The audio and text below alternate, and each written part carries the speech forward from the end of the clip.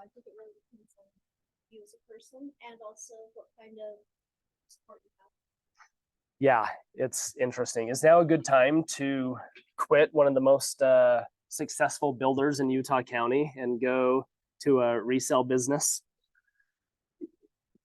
You guys don't know, if you guys don't know his story, he just left Arrive Homes. What's up? Sam, can you hear any responses at all? No, it's hard to hear the responses. We hearing grab Hunter. I don't even see mics. You know where they're at? They should be in that back cupboard, Clay. That's this thing. Well, usually they're just sitting here on the counter.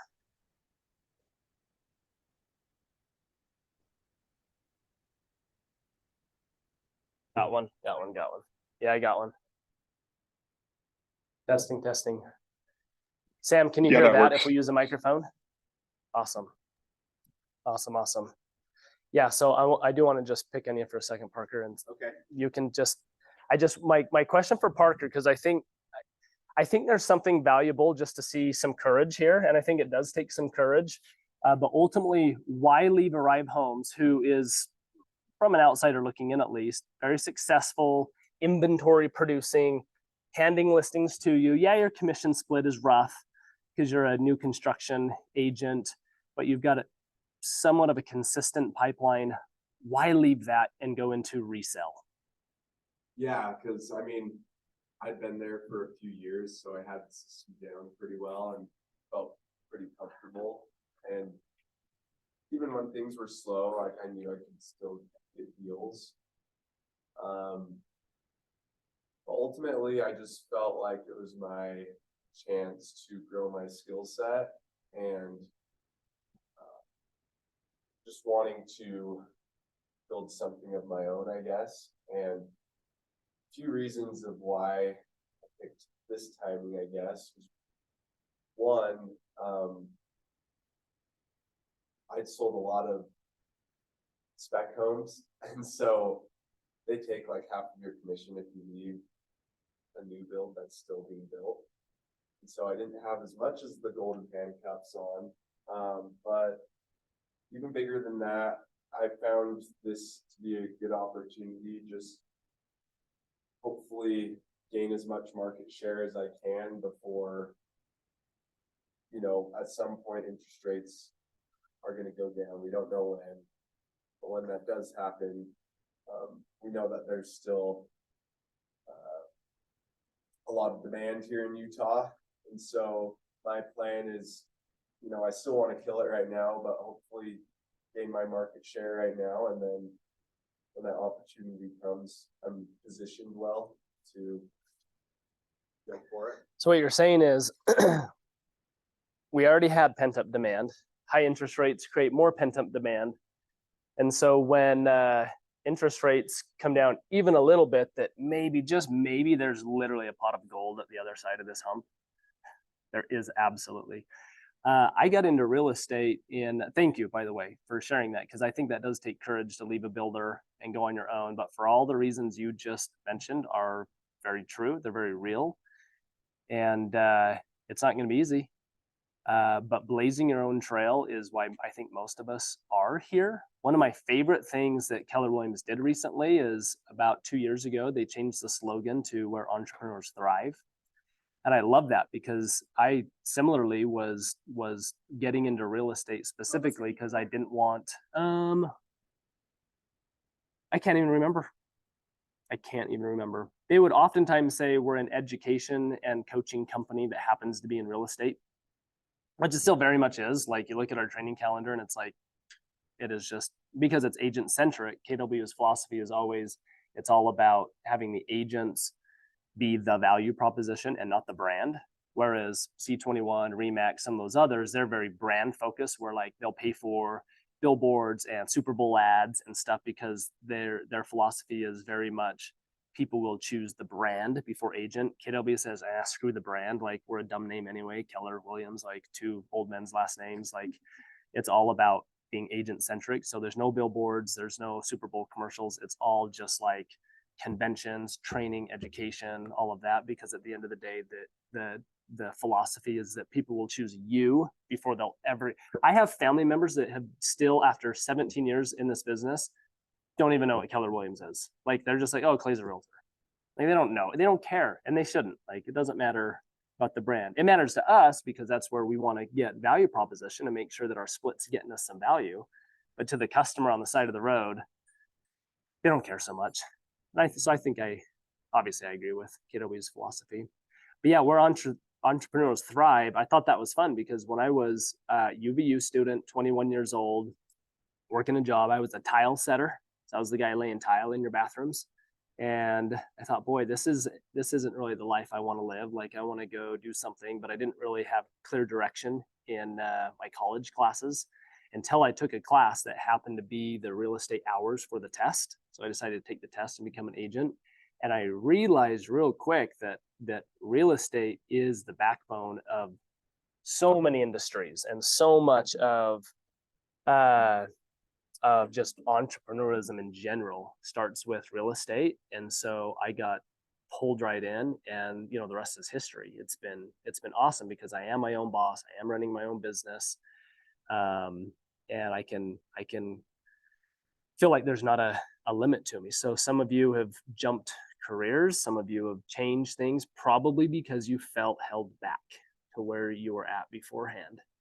And that's spooky to do when you just don't have another job. It's like, hey, it's either this or not. But when your back's up against the wall, it makes you do the hard things for sure and gets you through the hardest part of this business. So welcome.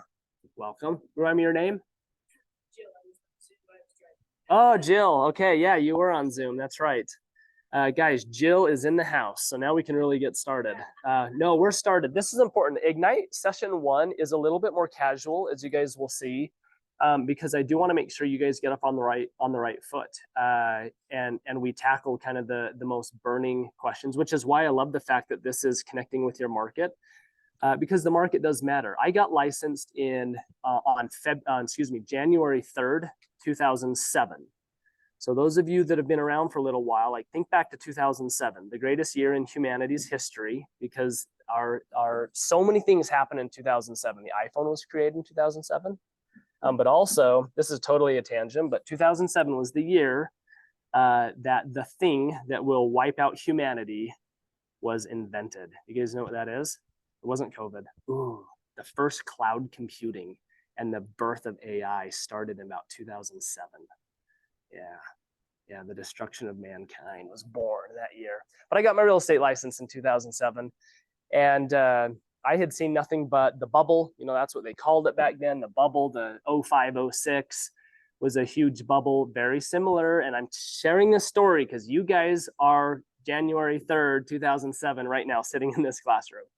And it was like, well, you're a little later than that. You guys are probably, when was Lehman Brothers crashed? That was like fall of 2000. So you guys are like December of 2007 in my mind. Like the writing's on the wall, it's here, it's whatever. But I got into real estate not knowing anything about the market, not really caring. And I'm glad I didn't care about the market because it probably could have spooked me if people said, you are getting in right before the crash. And so when I got in, I was naive, thankfully, enough that it was like, the market's not going to dictate my success. I am. And that's a common phrase you'll hear in a lot of things that says, don't worry so much about the market, worry about your work ethic, worry about your value proposition, worry about your own specific business, and don't get tossed, by the market. And so I was glad that I put my head down, because by fall of 2007, it was like full on recession. And by the way, if you haven't watched it, every realtor needs to watch The Big Short. It is a mandatory movie that you must watch, The Big Short, because it explains what happened in the recession, and they explain it very well. But that movie is all about 2007 and 2008 and the things that caused that Great Recession. And it's important because what you'll see is when COVID hit and all that, they didn't do the same things. It was done very differently. Anyway, so I was born in a recession where I was watching all these great, awesome realtors that were like legends around town go bankrupt, get out of the business, close their doors. And KW had the bright idea. I joined KW, it was only in Salt Lake. And in 2008, maybe it was end of 2007, beginning of 2008, they opened an office here in Utah County, Westfield. They merged with a small little brokerage called Westfield and Alpine with KW, and that's where we get our name, KW Westfield. So if any of you have been to Alpine, you'll know there's a little neighborhood, and even Westfield Road, that's our birthplace for Westfield. And so here we opened up an office. I joined, it was like the depths of the Great Recession. But I am so, so grateful that I was born during that time, because it taught me work ethic, and it taught me that I had to, in order to survive, I had to do the principles taught in Ignite. Whereas some of the agents, and you'll see them, if they're still alive right now, walking around the office that were born in 2020, 2021, business was a little too easy because interest rates were low. There was plenty of inventory. Every agent, every person was a buyer. And so if you'd like remotely prospected or interacted with people, you could find the random buyer that wanted to go buy an Edge condo in Vineyard. Like it was so easy. But that's not the case anymore. So those agents that didn't have to have their teeth cut with a hard market are really struggling right now. Right now, the market is down how much percentage in terms of just number of sales from a year ago? You guys know that? That's the first stat. We're going to talk a lot of stats today. Not quite a third. Actually, no, you're right. It's down 30%. That's a third. Yep, it's down 30%. There's 30% less sales today in the state of Utah than there were a year ago. So it's tough, right? And we're going to connect some of those dots on that. So you guys get to cut your teeth. And so before we even jump into all of, it's going to work for me.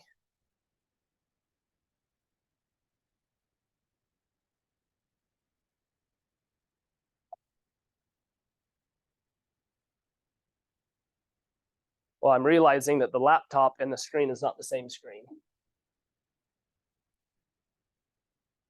Let me just bring these over.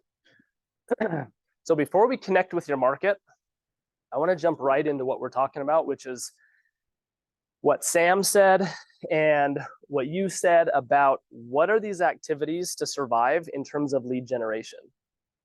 Still not going.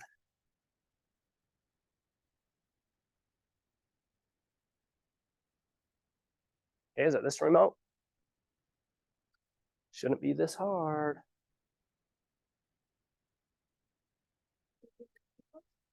Well, that's what I thought, but I don't think. Okay, I guess I'll use the mouse. Just took 3 remotes to try it.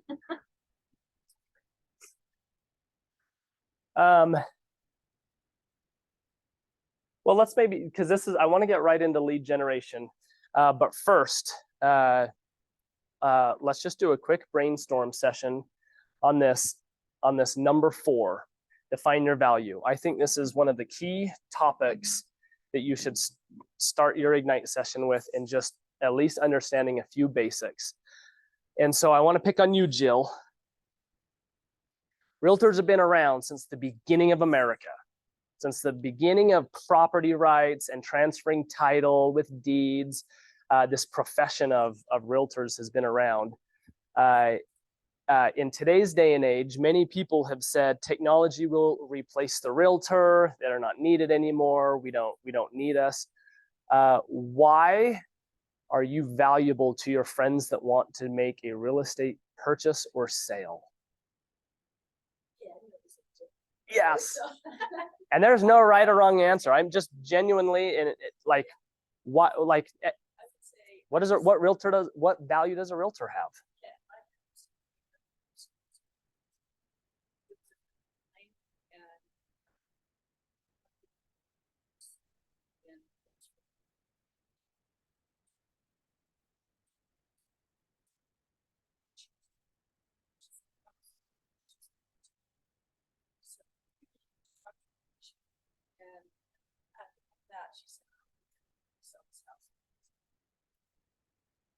I knew her, and I just had a passion about the situation. I also lived in divorce, so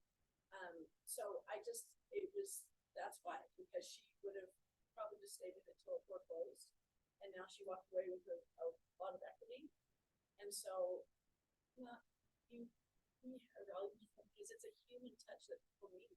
It's hard to move sometimes. And So Jill is a therapist. Okay. We laugh, but I have described this job very much as being a cheerleader, a therapist, a life coach more than a wealth advisor, for all the reasons you just listed off. Is sometimes people just need that sounding board and they need a consultant. Okay, why else? Why do realtors have value? Any volunteers? Go ahead. I can go. Hold on, Sam. You're gonna go next. I'll start passing the mic because I realize you're probably not hearing this. Another thing is education, really helping them understand it so that they can make a good decision, what's best in their best behalf. Oh, I love it. Yep, you got to educate them. And there's multiple things. There's contract education, market education, process. Who else? Why, Kim, we'll pick on you. You've been licensed now for a few months. Oh, Sam, go ahead. Yes. It's funny. Earlier on, I want to correct something.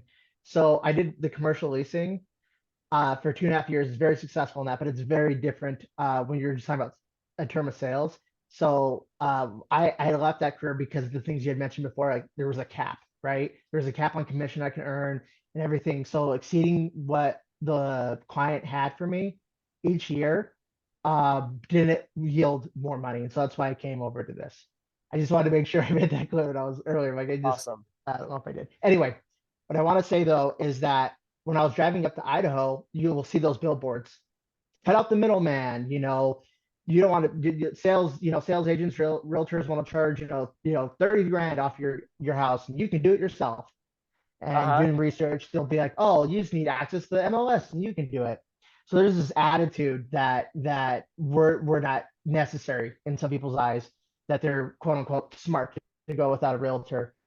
But for all the things I've mentioned before, but also for the professionalism in the whole process, because honestly, there's so much that goes into it. There's a reason why we have to go through so much to get a real estate license. There's so much that we have to do and learn the law, and there's just a benefit to making sure that they're taken care of in the best way possible. So it is customer service is the reason why.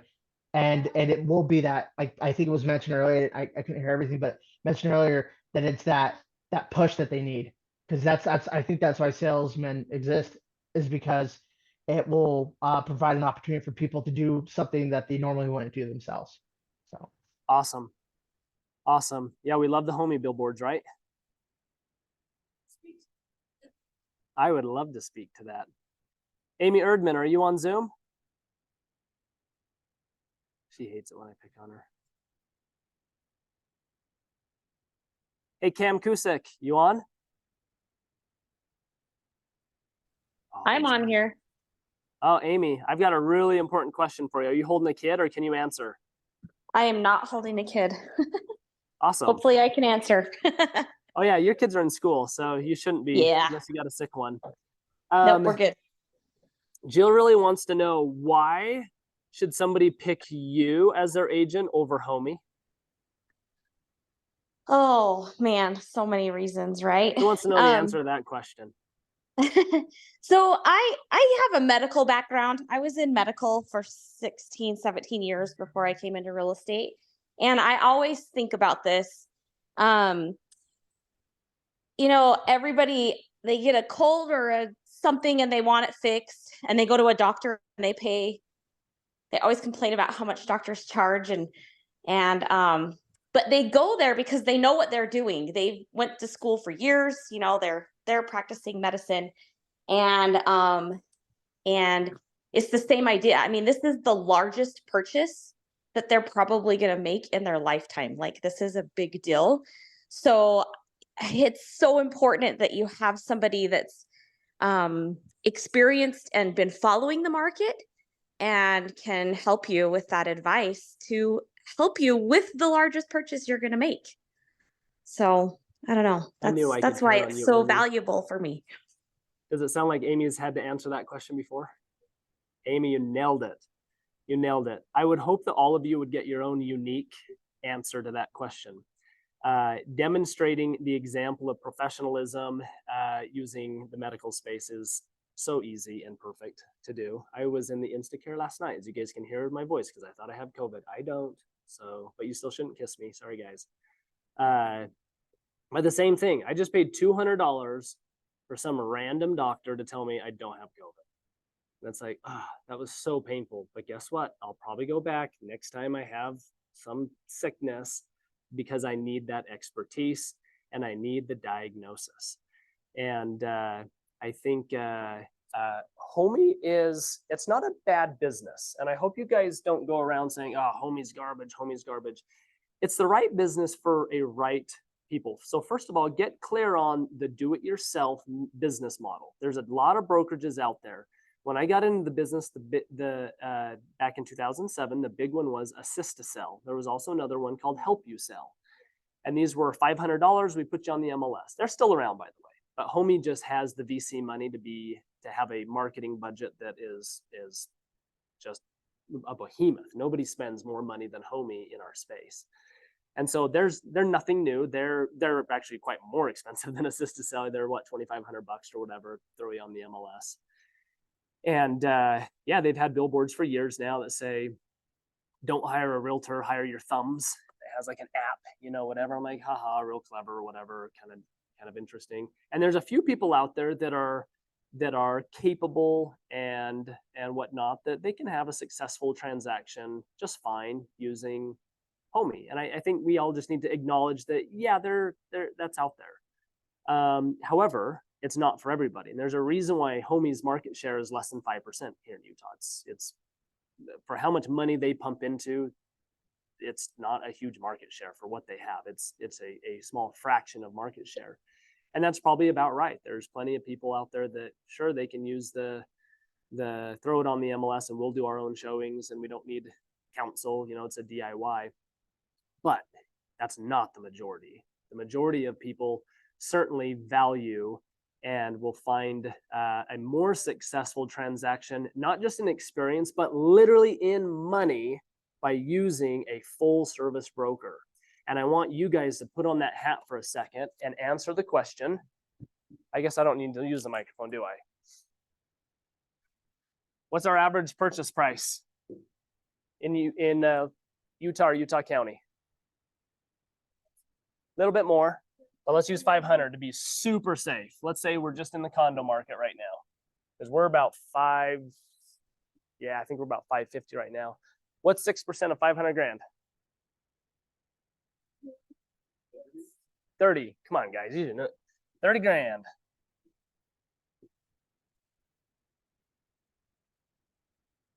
How much of that 30 grand are you going to keep?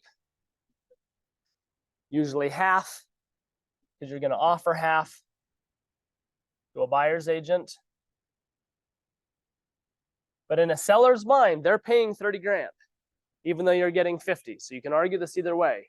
But this is where I would really, if you get nothing else from today, I want you to ponder about the question of, Ella, why are you worth $15,000 to help me sell my townhome? You don't have to answer that right now. Compared to anything. Yeah. Compared to anything. Are you worth 15? Are you worth, yeah, because Homey's $2,500. Again, Help You Sell, Assist to Sell. They're still around. They're $500 but again, they're a DIY. They put you on the MLS. All the calls just go to you. You figure it out, you know. But ultimately, when you're sitting in somebody's living room, they're saying, hey, we're getting divorced. Maybe that's a bad example. Let's do something happier. Hey, we're getting married. We're having a kid and we've outgrown our townhome, whatever. We want the house. We need to sell our townhome. We think it's worth 500 grand. And we want to sell it. And you're telling us we got to spend $30,000 to have realtors involved. How in the world is that a better deal than Homey? $2,500.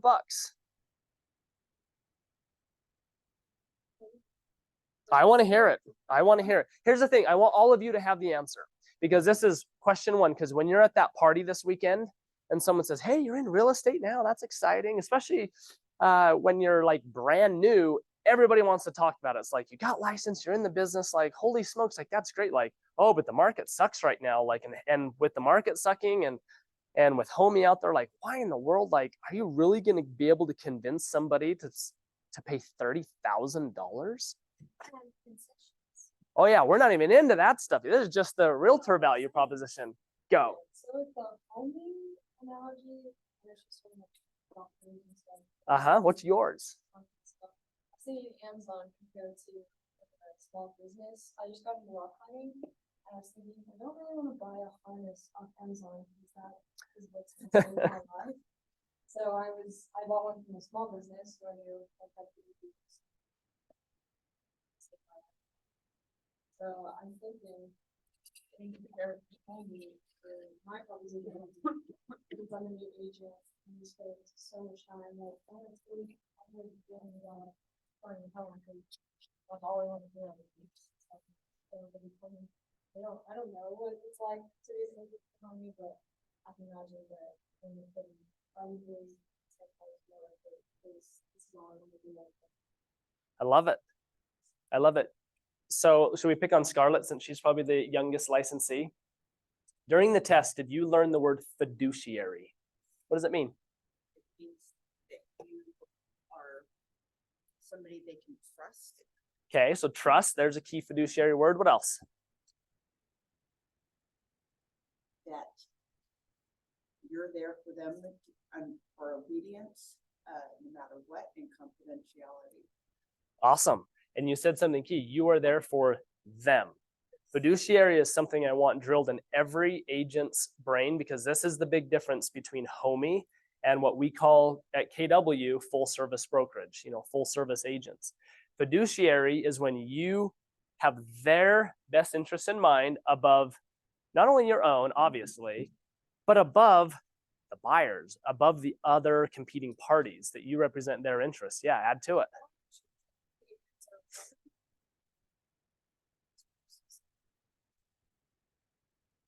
They are. Let's get real clear. Not all of them, but they are because they have to have MLS access. And to have MLS access, you have to be members of NAR.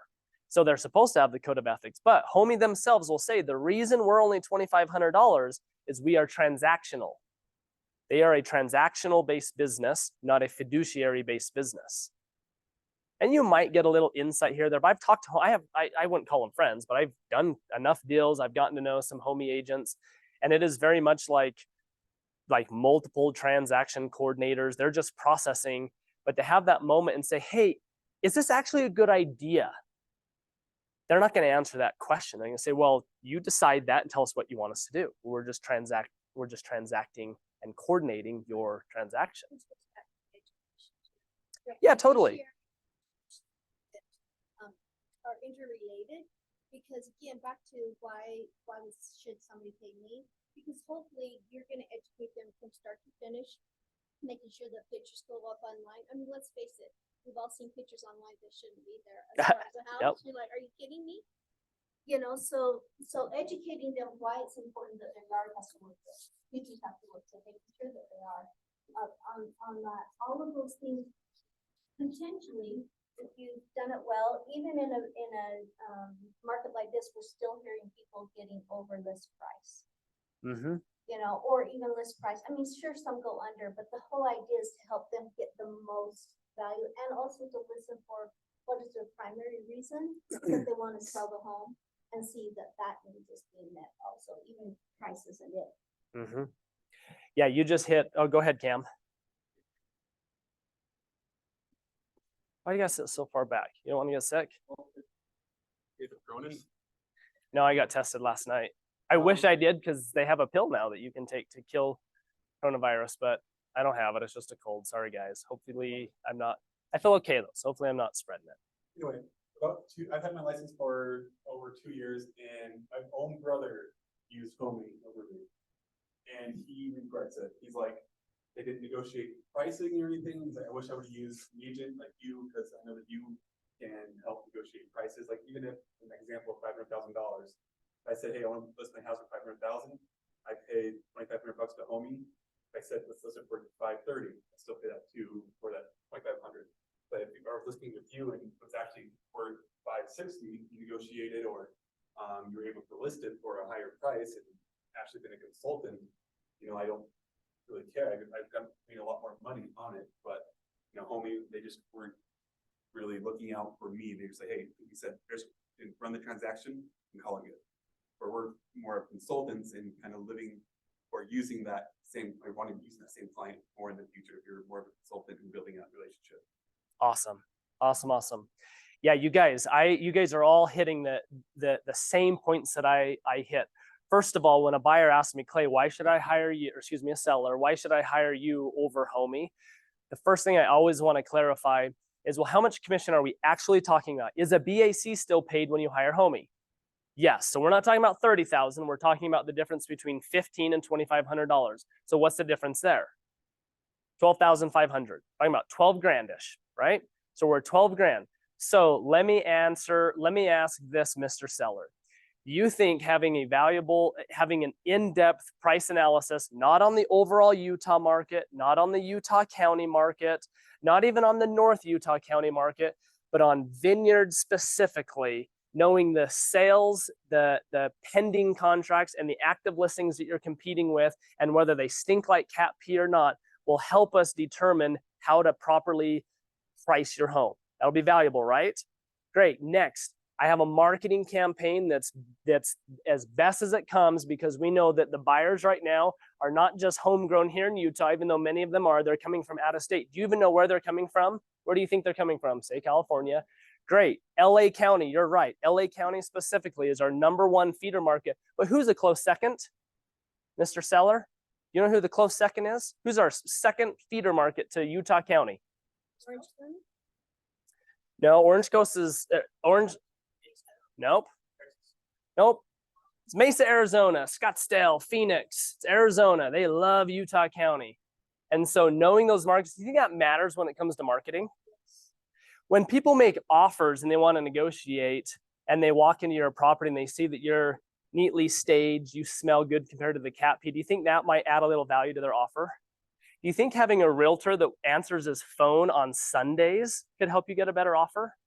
Do you think having a realtor that when he answers his phone, he'll say comments like, oh, when they ask, hey, do you think the seller will accept a lower offer because we're cash? You think having a realtor that says, oh yeah, probably cash, or the realtor that says, actually, you know what, this is priced right. Let me tell you 5 reasons why it's priced right. It doesn't smell like cat pee. We followed the market analysis, and we've compared it not just to the sales, but the under contract pending listings that we have.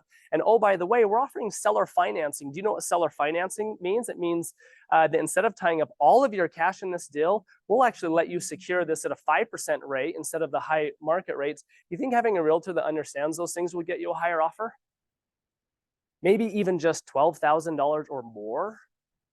Yeah, of course it will. So my promise to you, Mr. Seller, is even though you're going to pay me $15,000 in real estate commissions, you will have the best possible chance to net more money than to go on the market, do it alone, and get hammered. Because when people are for sale by owner or Homey and sophisticated, smart cash buyers, whatever approach, what do they see when they see your listing?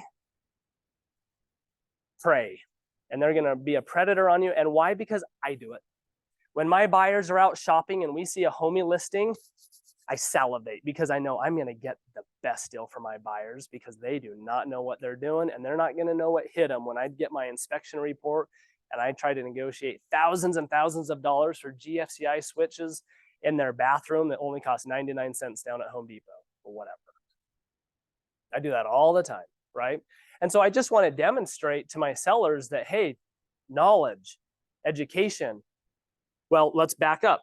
Pricing the property right, marketing it right, negotiating it right, and then navigating the inspection and appraisal process. All of those things will put money to their bottom line far more than the $12,000. Is it guaranteed? Of course not. Can somebody go still save some money with Homey? Maybe. It's possible. I'm not going to sit here and knock Homey. I just want to demonstrate the difference between a DIY and a full service broker. Questions about that? You guys feel like you have value? So now let's start from the very top. I'm actually going to jump around a little bit. This isn't going to work, will it? Let's stay on the same line of thinking.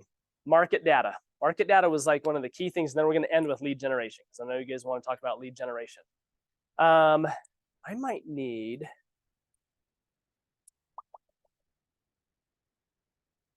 I might need somebody to log into their MLS on this screen instead.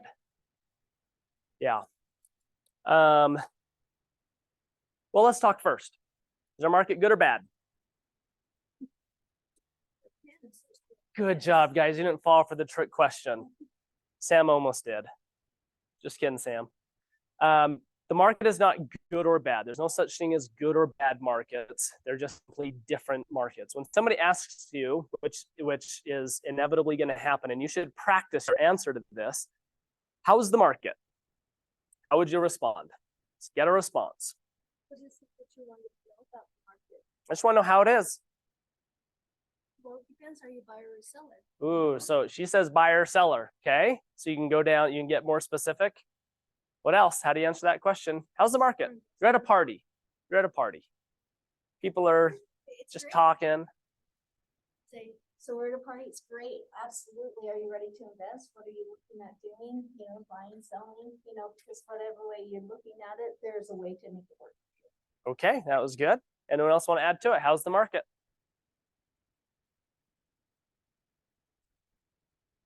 Oh, nobody? How's the market?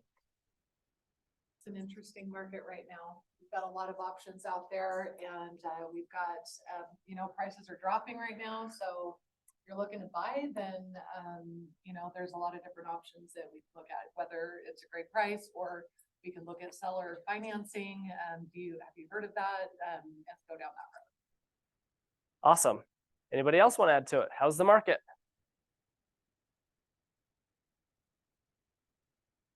I would just say there's a lot of great opportunities.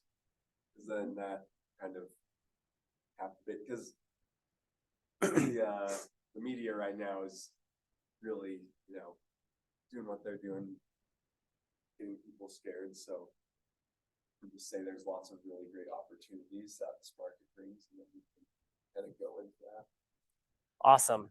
I love that. Use the word market's interesting, opportunities.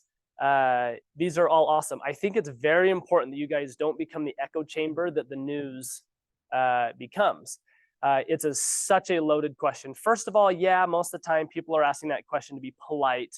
They're just having small talk in the market. But every once in a while, you could have a lead on your hand. And how do you want to get off on the right foot with that lead and say, hey, well, how's the market? When deep down they're thinking, actually, I just came into some money. I want to buy an investment property. How would you answer it? Well, I was just going to share one quick thing about how the media portrays the market. So Clay's got a good friend who's a reporter, and I can tell you this. So Dan actually interviewed me again. Oh, good. And he asked me this very question: how's the market? How are interest rates? What I said was that interest rates are high compared to where they were. And here's all the reasons that the market is awesome. You go read the article that they put forward. It literally has me just saying interest rates are really high, and that is it. When I had all of these reasons why I was so excited about the high interest rates, because there's so many opportunities with high interest rates. And so just a little I was baffled to see, and they weren't trying to, twist my words or anything. They just, didn't have time to go into all the details as to why the market's so good. This was the most perfect segue to my market data conversation. The news reports what? When they report on current events, when they report on the market, for sure, clickbait, right?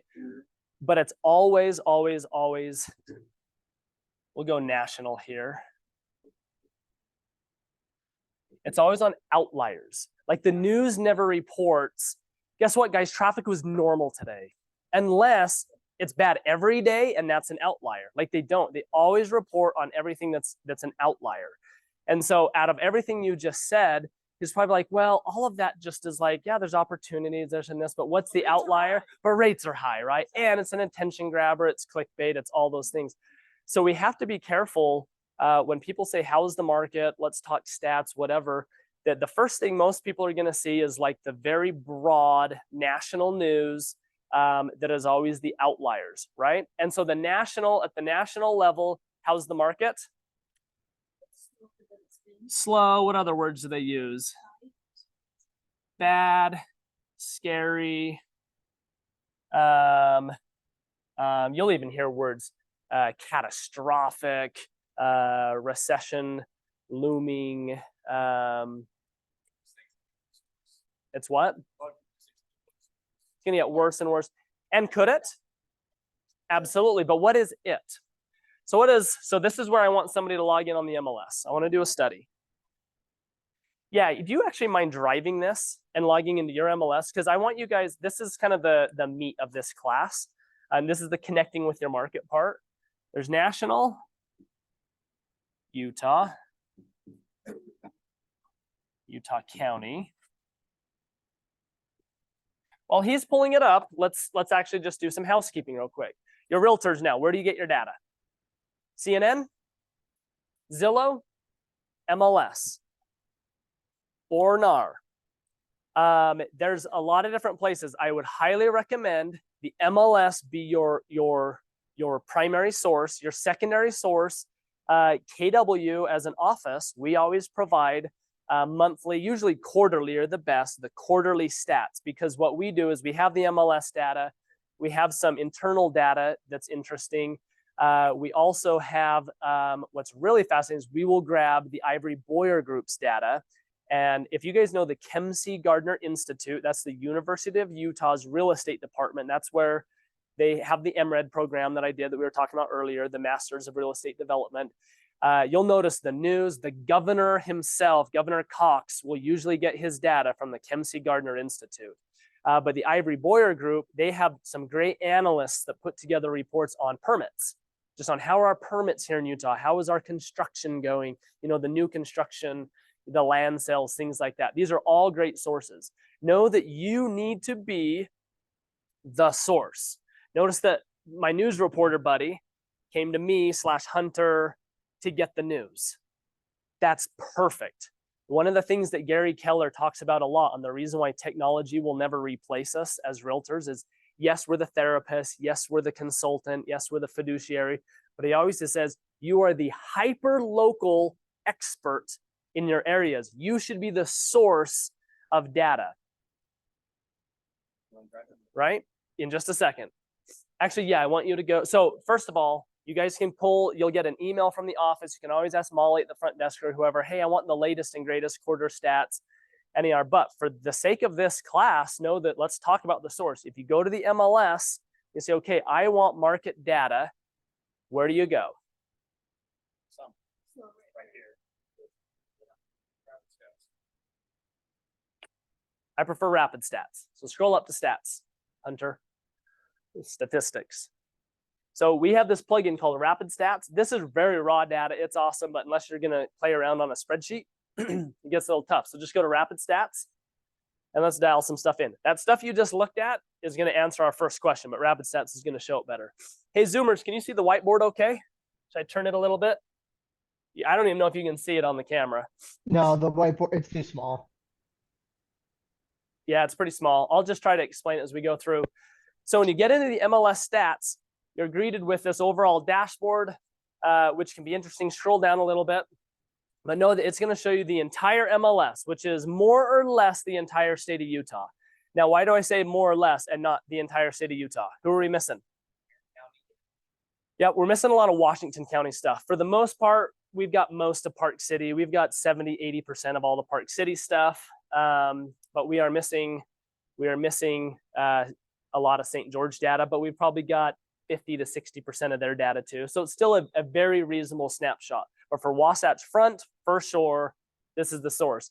So you get into this and you're like, all right, let's look at the market data. Now this is Utah. Based on this, when you say, well, how is the market doing, good or bad? What are some answers that you would say as you look at this? So sold listings over the last 30 days down 10%. Where's the year over year? You might have to scroll down. Yeah, go to the monthly summary. The dashboard's not as good. Go to market summary and do market statistics. Just that first one. Yep. And do all. Okay, scroll down. Perfect. This is all year over year, right? Yeah, it is. Or is it 3 months? Nope. This is 6 months. Actually, this is fine. No, this is fine. Let's do 6 months. Let's get even more. So scroll up a little bit.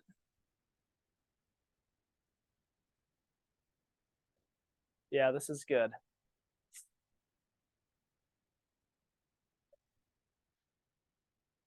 I do still want the year. Go back.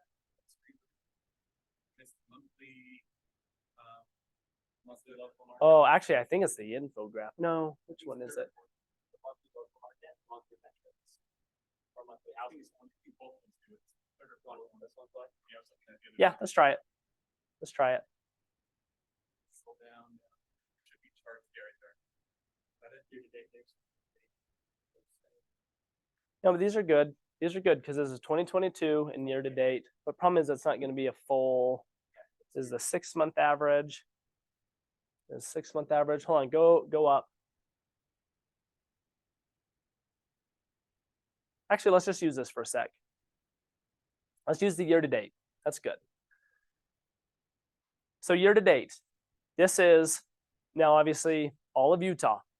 See, we're going down. National is just doom and gloom, but Utah specifically.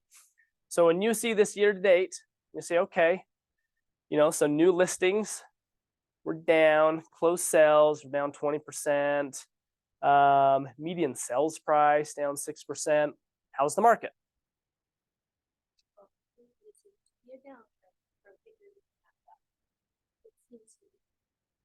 Okay.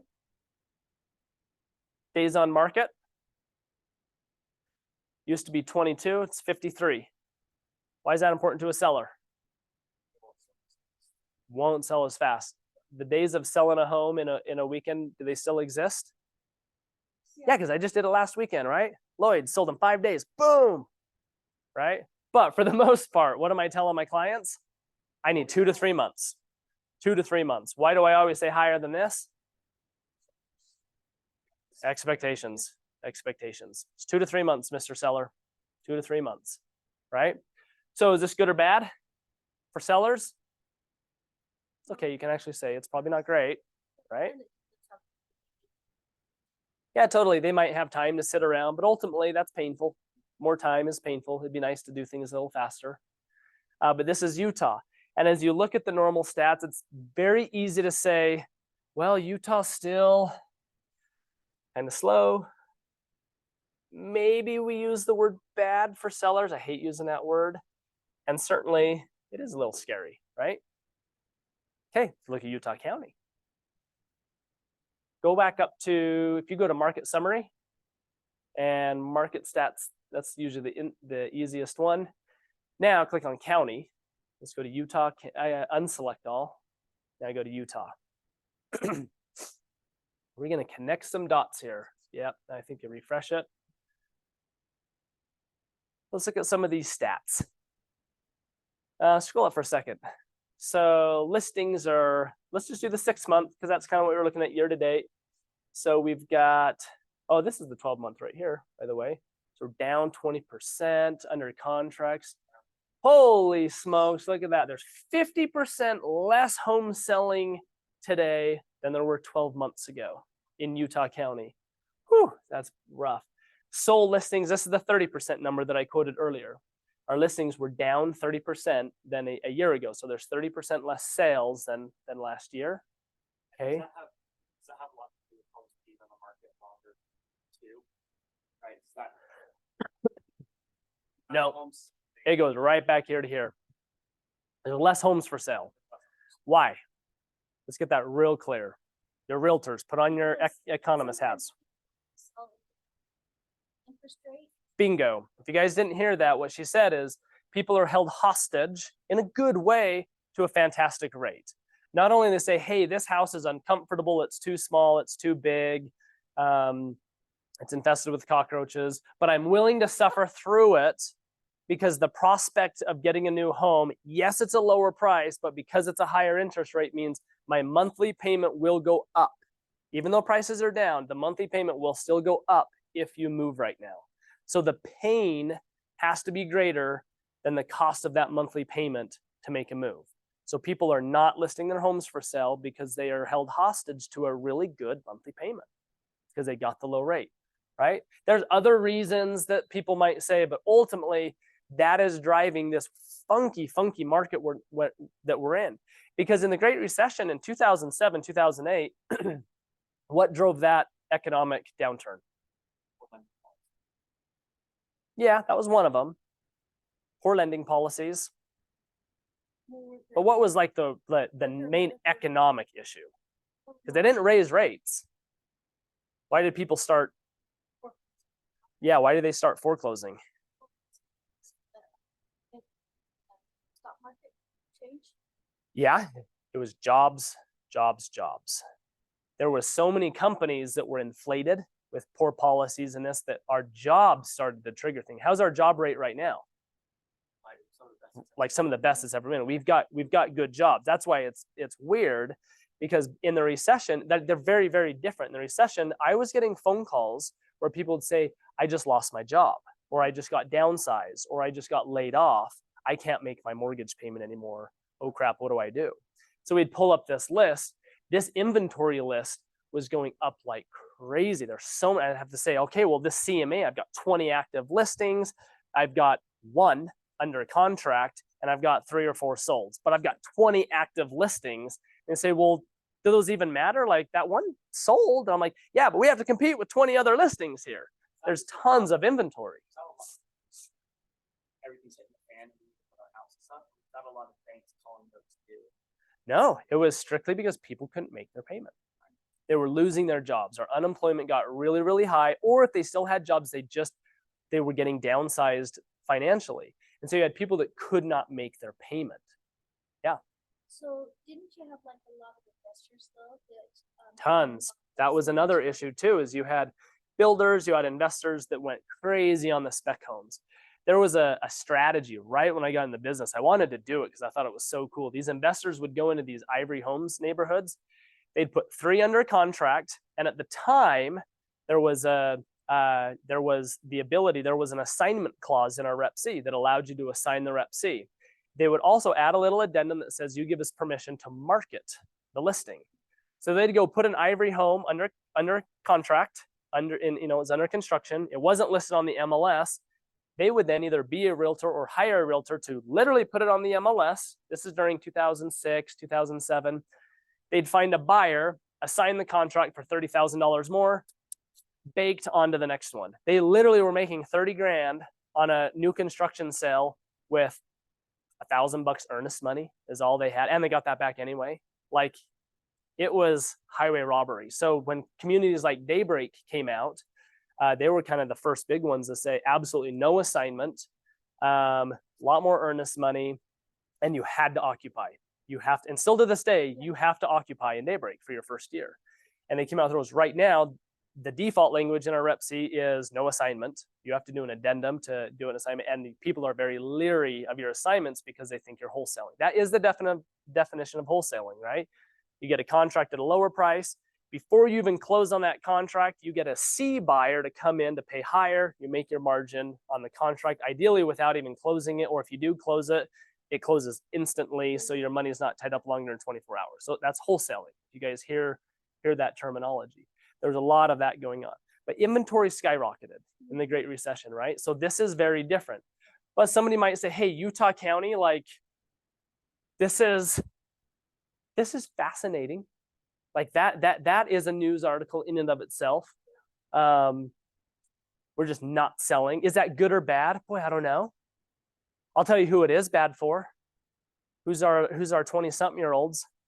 First-time home buyers, right? Like, it is so rough out there, right? Like not only are you going to have a high payment, you don't got a lot of options. There's just not a lot of choices out there, right? Because people are held hostage in there.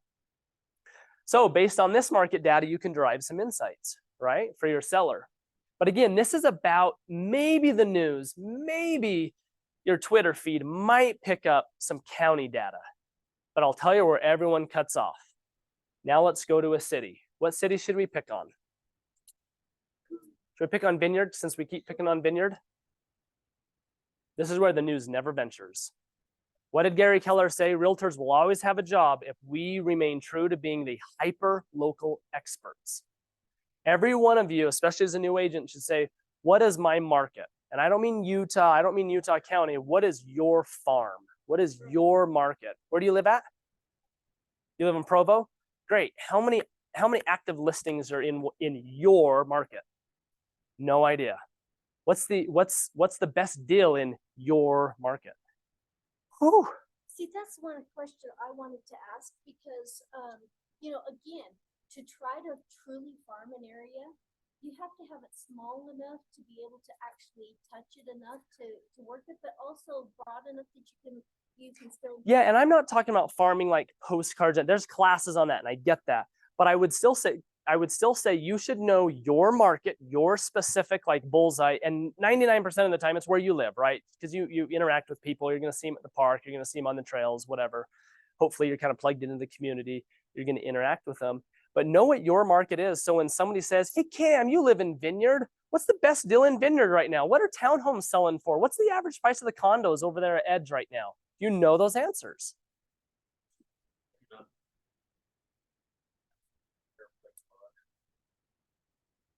Do you think I do? Yes. Townhomes right now are $495. Condos right now are back up, knocking on the door of 400, but you can pick one up right now for 380. It's in building 00. Why do I know these things? So I look at it, it's my market. It's my market. When the city council person comes and knocks on my door the other night, like she did, and she says, "Okay, what opinions do you have about the city?" I spent an hour with her. I have so many opinions. And it's all about what? Don't be a freaking stupid city council person like all our cities have. Oh, I gave her an earful. I said the whole like not in my backyard mentality drives me bonkers. The whole like, oh, high density is so bad. We should just keep creating suburbia. Suburbia is dead. It's gone. And how many kids do you have, city councilwoman? Oh, you have 4 kids? Then shut your mouth and build us high density, damn it. I am so frustrated with the city council that's saying, "Oh, back in the day, Salem was such a pretty farmer community." Well, guess what? How many kids do you have? Oh, you have 17 kids, farmer? Like, are you kidding me right now? Give us condos and townhomes and high density. You know what the pricing is right now? Ella's never going to be able to buy a condo when they're $400,000. Just kidding. You'll make a lot of money. You'll be just fine. But like, don't get me on a soapbox. And so, yeah, I talked to her about it. I said, "You realize the cheapest real estate property in the entire town of Vineyard," pull up Vineyard, by the way, if you haven't. The cheapest real estate in Vineyard right now is those condos. Yeah, you might be able to get one for $375. They pop up every once in a while. The last one I sold, $375. But right now, you're closer to $400. What's your monthly payment? First time home buyer, say they even saved up their 20 grand. They've got 5% down. Holy smokes, 20 grand is so hard to save up. But you find that buyer to say, we have like sacrificed, we've ate ramen our entire time at UVU. We saved up 20 grand. I say, congratulations, you've got your 20 grand. The cheapest piece of real estate, pull out your calculators, is what is your monthly payment on the cheapest real estate in Vineyard right now? $2,500. So you're gonna look at that 22-year-old in the eye and say, congratulations, you just ate ramen for 3 years, you saved up your 20 grand. Now you get to go buy a condo and pay $2,500 a month for your payment. This is why my son actually moved to Tucson, because they did save up all their money. They couldn't find a house inexpensive enough to live in a neighborhood that they felt comfortable raising their children in. Yeah, that's why my nephew's in Twilla right now, in a townhome, because it was cheaper. And what do you think the Twilla Council is saying? No, All these Californians are coming and taking our county away, and we have to build high density, and the developers are making all this money. I want to say, shut up. It's not the Californians. They're only 20%. Our feeder markets are only 20% of our first-time home buyers. We are 80% homegrown because we have the highest birth rate in the country, which is awesome. Like, that's why our economy is so good. We love making babies. Like, we love sex in Utah. Let's do it. I did say that to the city councilwoman. I said, you have 4 kids, so I know the truth. But the point being, like, these are the conversations, and these are why realtors are usually in politics too. That's why our governor, we've had a couple of governors now that Governor Herbert was realtors. We like putting realtors because they do get it, but man, they get a lot of flack because the majority of people are, and it's sad, like I can't even get on Facebook anymore. I clicked on the KSL comments last night they did the article on Utah City, the Vineyard project. And I don't know why I clicked on the comments. It was 100% trolls. Not one positive comment on like, hey, maybe it's a good idea for us to build like a really awesome walkable like downtown area for Utah County so we can get off of our cars, and like not one positive comment. And it is a freaking amazing idea, but everything was just like, oh my gosh, the developers are just gonna make more money. Are they really gonna put a beach on that nasty ass lake? It's like, yeah, let them try it. Are you kidding me? Like, yes, we're pumping millions of dollars to improve the lake we ruined. Like, shut up. Sorry, I'll get off my soapbox. Okay, so Utah County stats, we just talked about. Slow, not bad, but scary when there's 50%. But now you get local. This is what's fascinating. I'm picking on Vineyard because I cheated. I already pulled up these stats earlier. But if you scroll down and you look at, hold on. These aren't the, there's one stat that's really, really fascinating. Right here. So we know we have our shortage of inventory, right? Our sold listings are down. There's not a lot for sale in Vineyard. But there's something really interesting that's happening. And that is right here. We are selling faster in Vineyard than a year ago. None of the other stats showed that. Everything went slower, right? It's slower, it's bad, slower. But then all of a sudden you get in these hyper local neighborhoods and you can derive some data that says, well, hang on, this is interesting. Like, we had a little spike here in the spring, because look, this is down, from 12 months ago, but look, in the last 6 months, we've actually had some inventory spike and go up. Look in the last 3 months. Well, that's interesting. Or under contract, it's summertime though, seasonal, okay, fine, seasonal. But what in the world? That summer gave us a nice little boost. Stuff is selling faster. So when you get into hyperlocal data, you can now say, hey, Mr. Seller, guess what? Like, we have some not slow news. It's actually fast and not scary, but cool. Whatever word you want to use. If you pick your Provo neighborhood or you pick your Alpine neighborhood, I'm guessing, Cedar Hills, I was close, and you get into the local data, I promise you, you will find stats that will say, well, hang on a sec. This is not the national Great Recession looming and glooming. Most places are going to say there actually still is a housing shortage. Our inventory is super low, but you might find, hey, prices actually aren't tanking like the county or Utah, because we saw earlier it was about 10%ish. I think one said 6%ish, but Utah as a whole is like, usually the stat people throw out is 10 to 11%. Our prices are just lower, 10 to 11%. There are some that are far more than that, but you start getting into Cedar Hills, maybe you find, you know what, it's actually only 5%, or oh shoot, it's actually like 15%. The markets that went up the highest, usually are the ones that fall the furthest. A good example right now is go look at Lehigh, the Exchange. Boy, the Exchange is interesting. It crashed. There's all the condos, right? The Edge built all those condos. Those started to knock on 400 last spring. I sold one for 314. That's 22%. What is that? Like 22% lower? But now, if we were to go look at the last, like how we've been doing this summer, we're up to about 320s right now, 320, maybe 330, 333. There you go. So you're at 333, it's like, okay, so now we're actually back to an appreciating market. That's a story to tell. Is it doom and gloom? Like, actually, no, we hit the bottom. That bottom was actually about 3 months ago, because that's when I sold my 314. Now we're already up to 333. Hey. So, 40, 42. And then bailed. No, I'm just going contract. Oh, you are? So you're saying the market's going to catch back up to your contract price? Is that in the news? Not at all. That's the kind of data that to your friends that are out there making decisions, they can say, I can make a decision based on that. Well, in those condos too, it's like those Lehigh condos, they don't have any more. Like their last building, I'm in one of the last buildings of what's being built currently. We can go to Saratoga.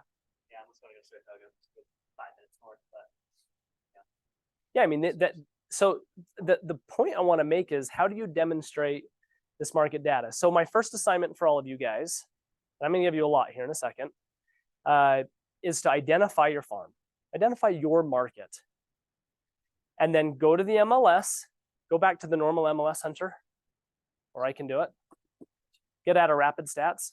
I want you guys to do this. Can I keep picking on you, Ella? Okay, go to search. This is what you're gonna do after this class. You can go to full search. You're gonna click on the map. Yep, you can clear everything out. Click on the map. Now just go to the map for now. And we're gonna zoom in and we're gonna literally draw your farm. Mind if we do it? What's your address? Give me the coordinates.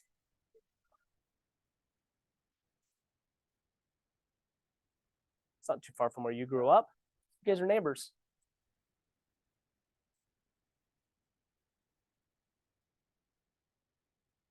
Well, you were. Who's driving this crazy umbrella? You're making me sick. Okay, there's Carterville right here.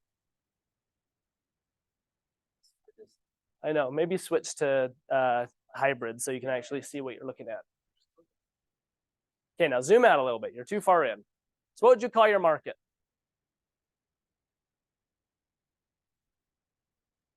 Let's back up. When you lead gen, define your SOI for me. Okay.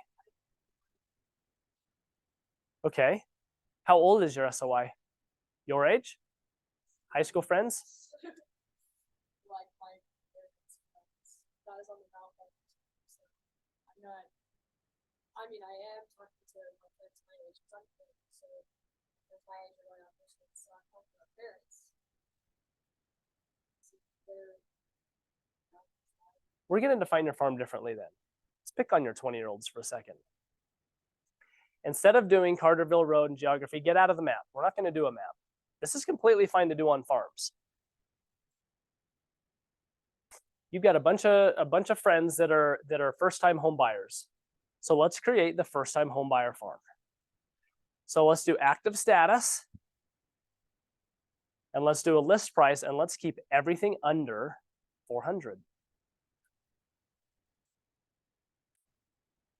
Pick Utah County.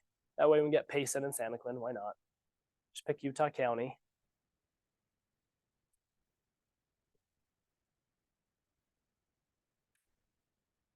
You have 242 options. Okay, now scroll back up. Let's get rid of the trailers. Yep. Do and obviously add condo, townhome, and twin. Oh, not too many trailers. Okay, 220, which means about 10 a day. Can you review 10 properties a day? Not too hard. So you would save that search, or better yet, you don't have to do it, Hunter. But you're going to create that listing alert to yourself, and I want you to internalize that market. So next time you're sitting in this classroom, I say, what's the cheapest real estate you can buy in Utah County? Not trailers, because we don't want to sell depreciating assets. And you can raise your hand and say, actually, you know what? There's those condos down in Santaquin. Let's pick on Payson. I forget the name of them. The ones right off I-15, off that exit. You guys have seen them before. Those condos right now are only 280. That's the cheapest real estate in all of Utah County. And you now just conquered that room, and everyone knows, oh dang, she is the market expert for condos and cheap real estate. my friends,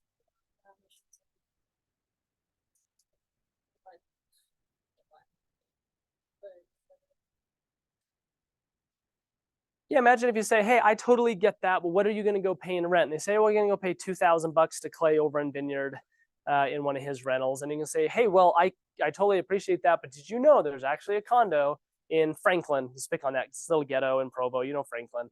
There's tons of condos down there.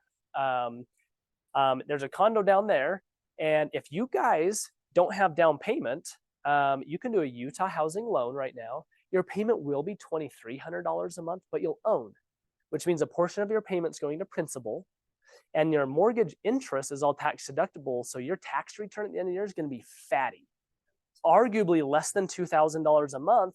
And then in 2-3 years from now, when you go to sell it, you'll have a nice little equity build up, and that'll be your down payment for your house. So how about instead of renting from Clay over in Vineyard, you want to meet me this Saturday, run down to Franklin and look at this condo that's only $250? That's your party conversation, right? You want to go buy that. And then what you're going to do is, great, let's go do it. Okay, before you do it, let's make sure your credit's good. I'm going to have you talk to my lender. Let's get you pre-approved. It's an app that takes you 15 minutes to fill out, maybe a quick little phone call. Let's go do that, and then let's go look at it. I'm going to bring the numbers. That way, when they're standing there and say, hey, look at, based on what the lender just told me, a Utah housing loan, your payment's $2,213 to buy this condo, but keep in mind, 400 of it's going to principal. The mortgage interest is deductible. So really, this is far less than your $2,000 in rent. What do you guys say? And guess what? They just might say, you're so cool, let's do it, write the offer. And boom, you just sold a condo and you bless somebody's life because they're not paying me rent for the next 3 years. Paying my mortgage down and making me rich. Which is totally a true story. Like that should be your farm, 100%. Go save your friends and get out of that duplex unless you own it. And you go buy one. Sucks for us realtors though. Sucks. Because you can't qualify without a cosigner. The first property as a realtor, a young realtor, is the hardest because you have to have 2 years of income and average is what you qualify for. So you are destined for a cosigner or waiting. Go get a cosigner. You've got to have a cool uncle or somebody that will cosign with you, right? I wish I had done that, because when the market was a couple of years ago, I was only like 6 months to a year. Self-employed, and I had money to qualify for a loan. I want to buy a house. You couldn't. Yeah, having seen everything that I've seen over the last few years, I think the best blessing a parent can do to a childhood is not inheritance money, not at all. It is the gift of co-signing. And I wish parents, I could shake every parent and just say, boy, if you want to like completely change the trajectory of your child, don't give money. Make them save up the down payment if you have to. Make them eat the ramen. I can appreciate that. Just co-sign. Just get them into a property at 20 or 21. Like, I don't even care what the market's doing because time makes every real estate investor rich. Period. Doesn't matter what the markets do. Just give it time, especially if you buy with the mentality of, I'm never going to sell this condo. My first condo that I bought 18 years ago, I still own it to this day. Down by UVU, and I'm killing it. My loan on it is like 90 grand, and it's worth like 380 or something, right? So grateful. But guess what? My uncle had to co-sign with me. My own parents wouldn't co-sign. They did eventually, but my uncle co-signed on that one with me. Yeah. Too many soapbox today. Too many soapbox. Is this helpful? Is this helpful? Okay, so what's your first homework assignment? Identify your farm. And when you come back and you see me in the hallway, I would love it if you guys want to be dorky and corny and say, hey, guess what? In my market, the best buy is this, or the best recent sale that just happened is this, and just brag and show off your ability that you have your market's MLS in your head. There's nothing more powerful than being at that party and being able to rattle off something so specific, especially when you're talking to investors, which I do oftentimes because my market is very heavy on investors. And I'm able to say at a party and say, hey, is now a good time to invest? Say, yeah, prices are down. There's a duplex at BYU approved female contracts right now for $525. And the numbers look fantastic. It's right there on Columbia Lane. And they're like, wait, what? It's like, yeah, and it's probably going to be gone by the time this party ends tonight. Because it's a good deal. Is that a real listing? Of course it is. I saw it this morning. So there's like having that power immediately is a game changer. There's no conversation of, oh, I think I'm going to use Homey or whatever. It's like, no, like I just want the person that has this market data that is the expert. Awesome. You guys ready for more homework? Because I think we got to wrap up here pretty soon. All right, go back to the slides, Hunter.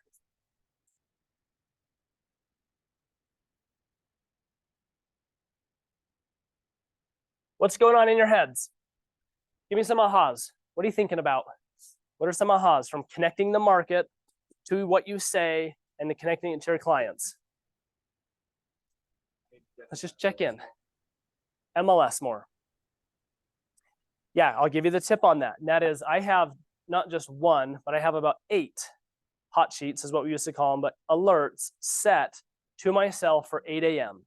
My morning routine is very much from 8 a.m. to 8:30, I am reviewing all of my alerts. Every morning. I've done this since I was in Ignite 16 years ago. I've shifted it to different things. That's also how I set up my buyers. When I have a hot active buyer, I'm going to send them the alert, but I'm obviously sending me the alert too. So I'm reviewing their alerts too. So every morning there's probably a dozen emails that I get. I click on, I scroll through it. I see, hey, does this meet my client's criteria? If it's one that's like totally obviously a right fit, I'm going to copy and paste it. I'm going to text them, hey, did you see the email I just sent you? This property is money. Let me know if you want to go see it later today, yada, yada. But then when it's my market niches, I'm going to look and just see, okay, what is the latest and greatest multifamily right now? Yeah. I think that, my aha for today is really just be the expert and, I don't know. so I was just saying that, my aha is be the expert and know your market. And, even though we already know that, that's literally just what has resonated with me on this one, just because there are, even if we're knowing, you know, certain areas that are some of the hot spots, right? Not just maybe necessarily my home area, but just like with our situation, really, that's one of the things that I want to dive into. Yeah, and in addition, like the MLS is the easy button and the obvious button. Like learn the MLS data, get it in your head. But then also when you have kind of your niche, your farm, pay attention to city council meetings, pay attention to views. Like there's a reason why I know everything about Vineyard. I live in Vineyard, if you haven't noticed. Like I know as much as I possibly can about Utah City, which is the stupidest name, but that's what they named it last week. Like, but the downtown Vineyard, I've read everything I possibly can so that when city council girl comes over, I know exactly what to tell her and how I want to present it and all of that stuff. And then I shared on the community page and all that. So the other tip I would give you is read your city council minutes. You don't have to go to every city council meeting, but the planning and zoning meetings and the city council meetings by law have to be published on the websites. They have to publish it, the agenda before the meetings. Read it. I have an alert. It literally comes to me on an email from Vineyard's website where I get a PDF form and I can see everybody that's applying for permits, everybody that's doing a zoning change. That's why last year everyone thought I was crazy, but Vineyard has a cannabis dispensary like operation and it got full unanimous approval from our city council. And like everyone's like, what? That's in Utah? Yeah, it's in Vineyard. And it happened last year. It's like old news at this point, but it was on the city council agenda. My big aha is to not just tell people, but to show people. I think right now everyone has their guard up, but if you show them, like you're saying, raw statistics instead of just telling people what's going on, I think that goes a long way. Yeah, and connecting the dots between the raw statistics. I ask myself all the time when I'm looking at listings or looking at data, why is this important to this person? Like just taking a minute and saying, well, okay, days on market is lower. Well, why is that important?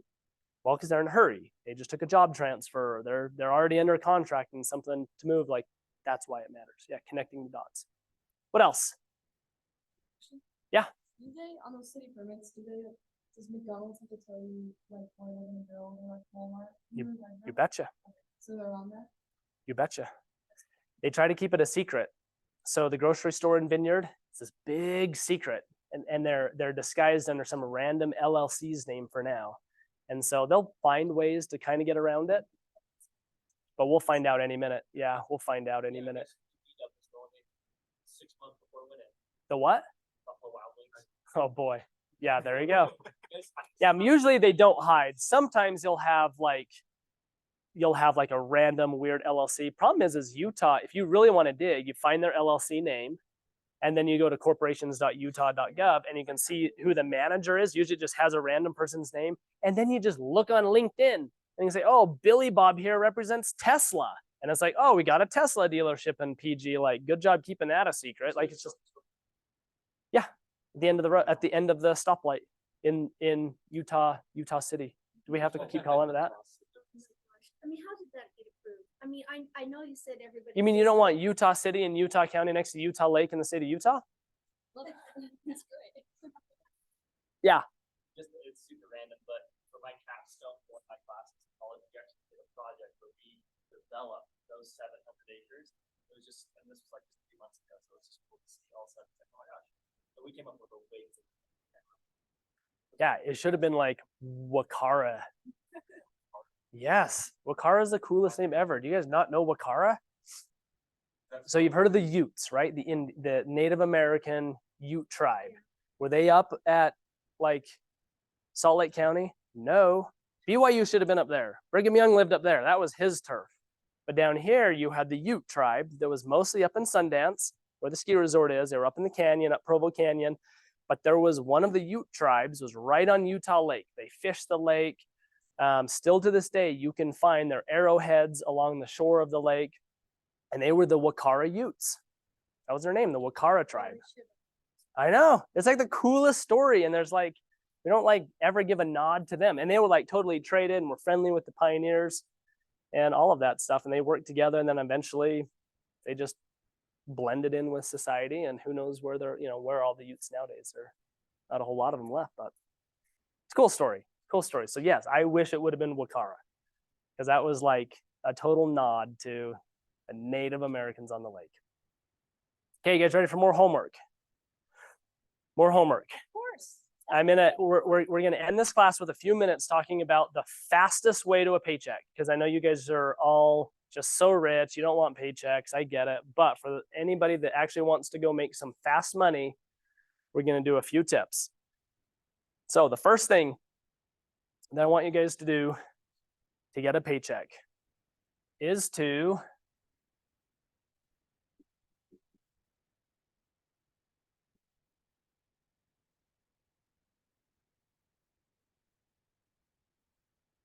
build your SOI database. What does SOI stand for? Sphere of influence. Build your sphere of influence database. This is a long-term play, but it's also the fastest way to a paycheck, because the next time you're sitting at that party and your friends say, hey, we just got married, we're gonna go rent down in South Provo, and you can say, hey, congratulations on getting married. Renting might be a good idea, but there could be a better idea. Can I just pitch out the idea of buying this cool condo in Franklin? Let's talk about it, right? We went over that example. Next thing you know, you've got a paycheck coming in 30 days, right? So build your SOI database. And we're going to talk about this one in depth when we end here. But the second fast way to a paycheck is, I don't know what to call it, so this is going to be dumb.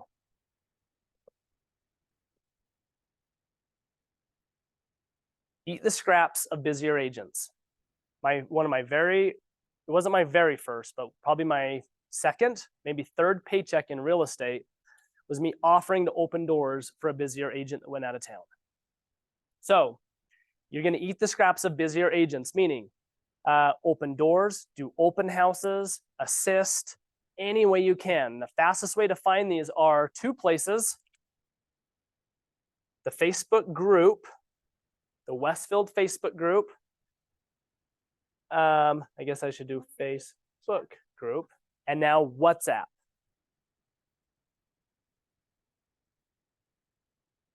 You guys all have WhatsApp. Are you plugged in? Now already right out the gates, how many times have you seen, hey, open house opportunity? All the time, right? Jump on those. My first year when I finished Ignite, again, I was up in Salt Lake. There wasn't a Utah County, so that was very easy for me to be the Utah County guy. I was going to UVU, so I told all the agents, I went around, and somebody gave me the tip.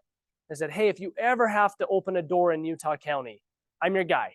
You can just pay me $50, or even better, don't pay me anything, but let me earn that lead if you don't represent them. And so my third or fourth deal was a sign call that some agent got on their duplex listing down in Provo, and she said, I am not going to drive to Provo to open the door for a random sign call. It's all yours. You don't have to pay me a referral fee if you convert it. Well, I did convert it. I went and I showed them the duplex, got to know the people. They were from out of town. Kids were going to BYU, typical story. And I said, hey, and I went prepared. I said, hey, I actually already know about a couple other properties around the corner, and I kind of maybe already assumed that you would want to see them, so I already scheduled appointments. So do you want to go look at them? And they're like, oh, that's cool of you. Like, yeah, let's go look at them. So I showed them that house, went around the corner, showed them a couple more, and guess what? They didn't buy the first home, but they bought one of the other two that I showed them. And at that time, it was a $300,000 sale, and I had never in my entire life made $9,000 gross commission. That like blew my mind. It was like my third sale in real estate, right? And I was like, whoa, that totally works. So eat the scraps of other agents. Those open house opportunities, gosh, use them. Our open house is effective right now. Cam, nod your head. How many people did you have through your last one? We had one 2 Saturdays ago. 26 people came through our Provo open house. 26. So like, is the market bad, doom and gloom? Gosh, the news tells me it is, but we just had 26 people go through a Provo open house. Like, what in the world is going on? The market is funky. It's funky. So yes, do that. The third thing is weird, but I'm still going to tell you.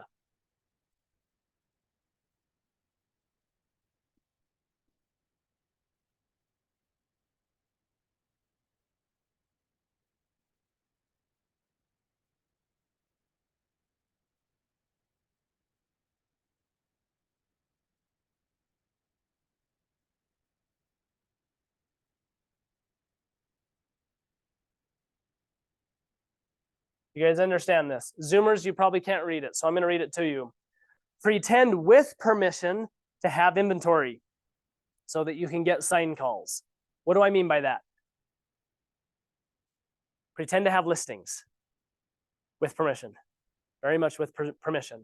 So you guys are going to see this. You're going to see that random new agent. You're like, hey, they were in Ignite and they totally just like listed this house for sale in Provo as if it was theirs, but I know that they've never done a deal and they don't have any listings, but yet on Facebook, it totally shows like that they have this listing and that you should reach out to them for more information on it. Holy smokes, that's such a good idea, because now I can see in the comment section that people are saying, hey, Ella, I really want to see that house. That looks so awesome. Look at the cool decor and how pretty it is. Pretend to have listings. There's nothing more valuable that establishes credibility. It establishes touch campaigns. It touches people, that shows you are in the business. You are a mover and shaker than when you are marketing listings, right? And marketing them on social media, and maybe even, and this is where I'm going to venture into like the most effective, but the most important, why you need permission, post listings on KSL, especially if they're not already on KSL. So there's 2 ways to do that. The first way, of course, is you can come to any agent that has a cool listing, especially if it's in your farm, and say, hey, Clay, you just took this listing in Cedar Hills. Do you mind if I share that on Facebook just with my own profile? Obviously, I'll have a link back to my KW page or whatever, but I want to post it. And a guy like me is going to say, go for it. It doesn't take anything away from me. You get your own leads out of your own pool, whatever, go for it. Now she can do this awesome post. Hey, there's this new listing. Kind of looks like you're the listing agent, even though you're not explicitly saying it, but people are going to assume like, oh, she's like our neighborhood expert. She's got this listing. Or to go and say, hey, there's this little condo down in Santaquin, whatever. It's just random agents, Brad Morgan down in Mapleton. You say, send him a text and say, hey, Brad, you got this listing down in Santaquin. Do you mind if I share that on Facebook? Also, by the way, I noticed it's not on KSL. Would you be opposed to me putting it on KSL and having any leads reach out to me? Are you cool with that? Brad Morgan's going to say, go for it. I could give 2 flips if you put it on KSL. And you're going to go put that on KSL, and guess what you're going to get? I call them sign calls. They might be text or whatever, but the people inquiring about the condo. And all of a sudden, you're going to have a buyer that says, hey, I saw that listing down in Santaquin on KSL. Is that still available? They'll hurry and pull up the MLS. Yeah, it's still active. Brad, is it still available? I might have a lead on it. Yeah, it's still available. Yeah, it's still available. When do you want to see it? Well, I want to see it this Saturday. Cool, are you pre-approved? Actually, I'm a cash buyer from Phoenix, buying it for my kids because they're coming up to school. You'll say, great, I'll meet you there on Saturday to show it to you. And all of a sudden, you just got a sale as a buyer's agent on a lead that you hooked and fished with a pretend listing. I don't know what you want to call it, but it's not your listing. Does that make sense? The last thing that you can do, there are none right now, but when they do come out, HUD homes. HUD homes are free game. HUD homes, doesn't matter if the listing agent says so or not. I have now listed, I've listed 3 HUD homes this year, but HUD is very clear that when it comes to like spreading the word, it is free game. Now I obviously put the HUD homes on KSL, but if another HUD agent doesn't put it on KSL, you don't even need permission. You can put it on KSL.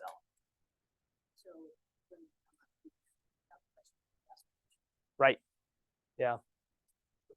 People have asked me why. My only theory on I think why is because they don't do it's really weird as a listing agent for HUD. You guys know what HUD is, first of all, housing and urban development. They're government foreclosures. But there's no like normal listing agreement. It's just like a put this on the MLS. Yes, we will pay you a commission, but it's not like our Utah State commission agreement. So I think because of that, like I can't enforce like the ERS, the exclusive right to sell. It's kind of goofy. But yeah, when HUD homes come on the market, again, there's none right now, but when they do, put it on KSL, advertise them. So have an alert set up for HUD homes, and when they come to you, put it on Facebook. You don't need permission. Yeah, Kim.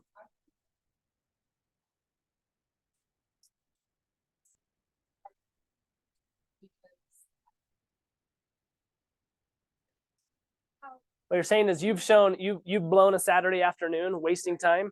Should we talk about your question from the very beginning? How do I decide? So make sure they're ready and prepped and good to go before you go and spend. Well, let's underscore that, because that was one of your questions. If you said, if I can just get out, talk about lead gen, we've talked about using market data to lead gen, use it in your party conversations, use it at the barbecues, all that. And then you actually get that lead and you say, all right, I'm interested in that Franklin condo.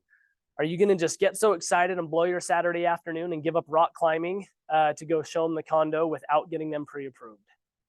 Absolutely not. You need to have a hard and fast rule that you don't break unless you're willing to eat your words on it. Don't break the rule of saying, hey, that's awesome. Let's schedule the appointment. That's fine. But in preparation for going out and looking at homes, all I ask is that you talk to my lender and get pre-approved. Got to do it. I'll even go as far sometimes as saying, hey, I need your golden ticket. In order to look at homes and in order for me to show you homes, I need that golden ticket, which is a pre-approval letter, which is a lender saying they've looked at your credit and they've verified your income and that you qualify for a loan. That's it. It takes 15 minutes. It's so easy. Yeah.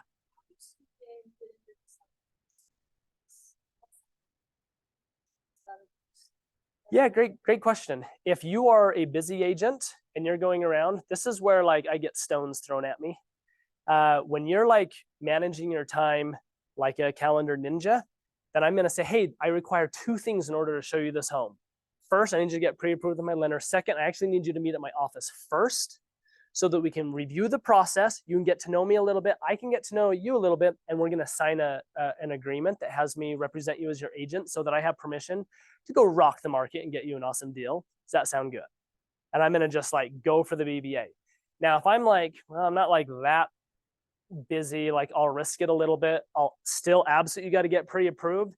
I'll meet them there at the condo. I'll show them the condo, and literally there I'll say, do you want to buy it? And that's my favorite question ever, by the way. And I ask so many people that question. Every time I'm out showing houses, we'll show and I'll say, awesome, what do you guys think? They'll tell me, oh, we like this. Okay, well, do you want to buy it? And I say it as sincere as that. I'll say, do you want to buy it? And people are like, well, no, we don't. I'm like, okay, well, why not? Talk to me. Let's get feedback. Like feedback for yourself. Why don't you want to buy it? And they'll say, well, we don't want to buy it because like this house stinks like cat pee. Great. So what else? Well, the layout's good and it allows you to have like a consultation standing in the house. And so I'll do consults like while walking through a house and say, okay, well, we have 2 options. Option number 1 is you buy it. We make an offer. We put a reservation on the condo through the form of an offer. The second thing is if we don't love it enough to put a reservation on it, we go back to the drawing board and we look at more properties. So in order to do that, I would love to go to work for you. I just need your authorization, which means I need you to sign this document right here that says, go to work for me, find properties, open doors, do all the things that realtors do. And by the way, I'm not going to charge you. I'm going to take whatever the MLS offers me. So it's not going to cost any money out of your pocket. Is that cool with you? Yeah, that's cool. Great. Sign here. You're off to the races. Awesome. Let's go to Starbucks and write up the offer. Yeah. Yeah, I write a lot of. You betcha. Yeah, you betcha. I assume the sale already has their name on it. It's already filled out. Yeah. Yeah, sometimes like again with it's my SOI and I already assume the sale. That's where I've gotten myself in trouble a little bit. I'll get a little more relaxed and be like, hey, I need to sign. I'm gonna DocuSign it to you in a couple hours, whatever, and get it done there. What other questions? Does this make sense? Okay, ready for the last thing? The homework? To build your SOI. In Ignite, you do have homework. We call it the 10-4, and they actually added a 5th that wasn't here like 3 months ago, last time we taught this class. So I guess they call it the 10-5. Not as cool as the 10-4. 10-4 is just cool, right? Who's taken Ignite before? All right, 10-4, here we go. Number 1.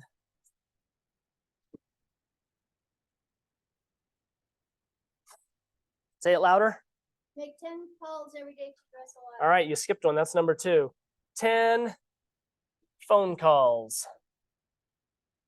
And Guys, what we're establishing right now is your homework for every working day for the rest of your career.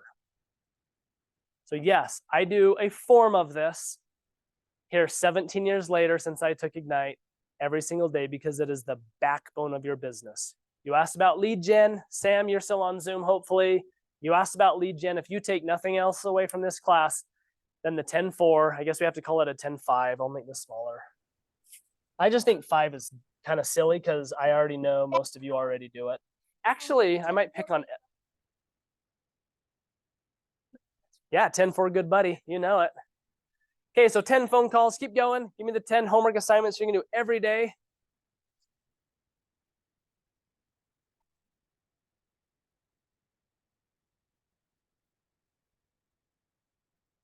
Are you cheating, Cam? That's number 4. We're going to talk about it. I still say a day, but virtually, not physically. That's a good idea, but that's not one of the 10-4. What's the first one, first of all? You only have to do it. You only have to do it for during this class. Add 10 contacts. Ah, there we go.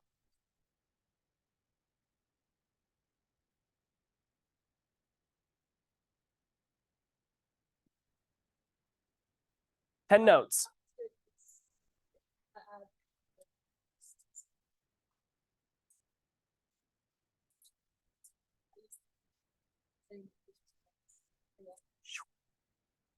Yes. So if you guys didn't hear what she just said, when you add 10 contacts to your database, ideally you're using Command or whatever CRM you're using, you're only going to do that for 20 days, 20 work days, so a month, right? If you're truly doing 10 a day, you'll have 200 people.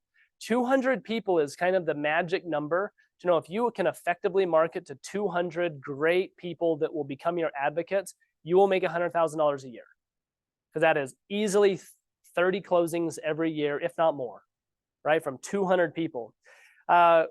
What she just said was if you are writing 10 thank you notes, you have to get their address, which by putting in the command, you can now do a market report that you can set to go out every couple of weeks, every month, whatever, Christmas card list, whatever. It's great touches when you have the physical addresses.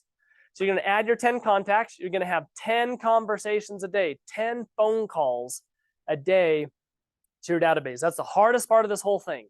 Hardest part is actually picking up the phone and saying, all right, just allocated 90 minutes. I'm just going to start calling down my people. You hang up the phone, you write your 10 thank you notes, go. What do you say? Your best script. Texting's fine, but I think it's an alternative. There's something a little more magical when you can connect voice to voice. Well, let's talk about it. So what do you say? Great tip. I think about that all the time. She said Ford, family, occupation. What's the R? Recreation and dreams. Yep. I will literally be sitting like on an airplane and somebody will like start small talk with me and I'll be like, all right, I guess I have to do this. All right, family first. So how's your family? Who you married? You sing, you know, whatever. And then it's like, okay, all right. Listen, occupation. What do you do for work? All right. Oh, so you're from Wisconsin. You like fishing out there? What's your recreation? And then of course you got to ask them. So what do you want to be when you grow up? It's my favorite question to ask strangers, especially when they're older. Okay, so you make your phone calls. What's the best script? There's so many good ones. So many good ones. If you're newer in the business, it's even easier because you can just own it. You can just own it and just pick up the phone and say, hey, Kim, it's Clay. You probably saw on Facebook or heard, but if not, I wanted to let you know I have switched careers. I'm now a licensed realtor. I'm with Keller Williams Real Estate, And I've learned something super valuable, and that is that I would like to build a word of mouth business. I don't want to be the billboard realtor. I want to be the friendly neighborhood realtor. That's why I'm calling you to ask for referrals. And so I'm just wondering if you wouldn't mind committing to anytime you have a conversation with somebody that talks about buying or selling or investing in real estate or just has questions in general about real estate that I might be able to help, will you call me and give me their contact info so I can reach out to them and earn their business? Would you do that for me? Thank you for committing to calling me when you have a conversation with somebody that talks about real estate. It means the world to me because I'm really excited to build this word of mouth business. Have an awesome day. Bye. What'd you hear in that script? There's very important elements in that script. I asked for commitment. I just own the referral. I'm asking for referrals. I'm not going to say, no, I'm building a word of mouth business. People know realtors, insurance agents, there's a lot of businesses out there that are word of mouth business. But I asked for a commitment. What did I ask them to do? Because I could have said, hey, when you talk to somebody talking about buying a house or investing in real estate, will you tell them to call me? Did I say that? Absolutely not.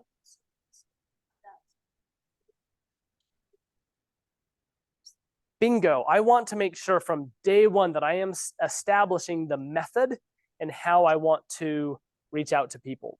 I want you to call me and tell me when you have a conversation with somebody about real estate so that I can reach out to them with your permission to do that. And also, I'm not going to tell them this, also so I can reward you. You guys all know Pavlov's dog, rings the bell, feeds them food, rings the bell, feeds them food, rings the bell. They test the dog. What's the dog doing? Salivating, cognitive psychology. We've all heard that story. There's nothing different. When my SOI gives me a referral, before I even call the referral to even see if it's real, what do? Pull out the thank you note. I do a gift card. I send them the gift basket, balloons, whatever it takes. Usually crumble. Me and Kim have been doing tons of crumble, but we send the crumble cookies. Thank you so much for referring so-and-so to me because I want their mouth salivating. And that way it's trained cognitive behavior that like, oh, every time I give Clay a referral, I get cookies. It's a great real thing, right? And so I'm going to hang up the phone from that script and I'm going to write a thank you card. And what do you think that's going to say? Thank you so much for committing to calling me when you have a conversation with somebody that talks about buying, selling, or investing in real estate. It means the world to me that you'd help me grow my word of mouth business. Love, Clay.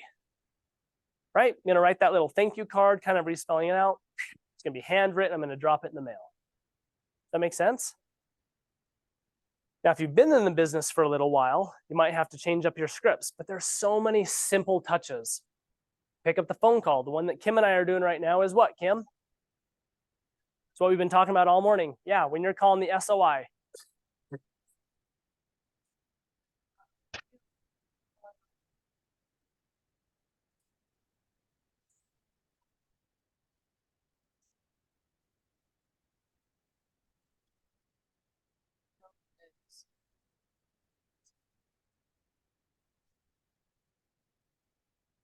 Isn't that the most creative script in the whole world? She's literally asking for the referral. She's saying, hey, Parker, this is Kim, Clay Winder's assistant. Clay asked me to give you a call. This might not be for you, but this market is very interesting right now. There's a lot of opportunities because prices have come down.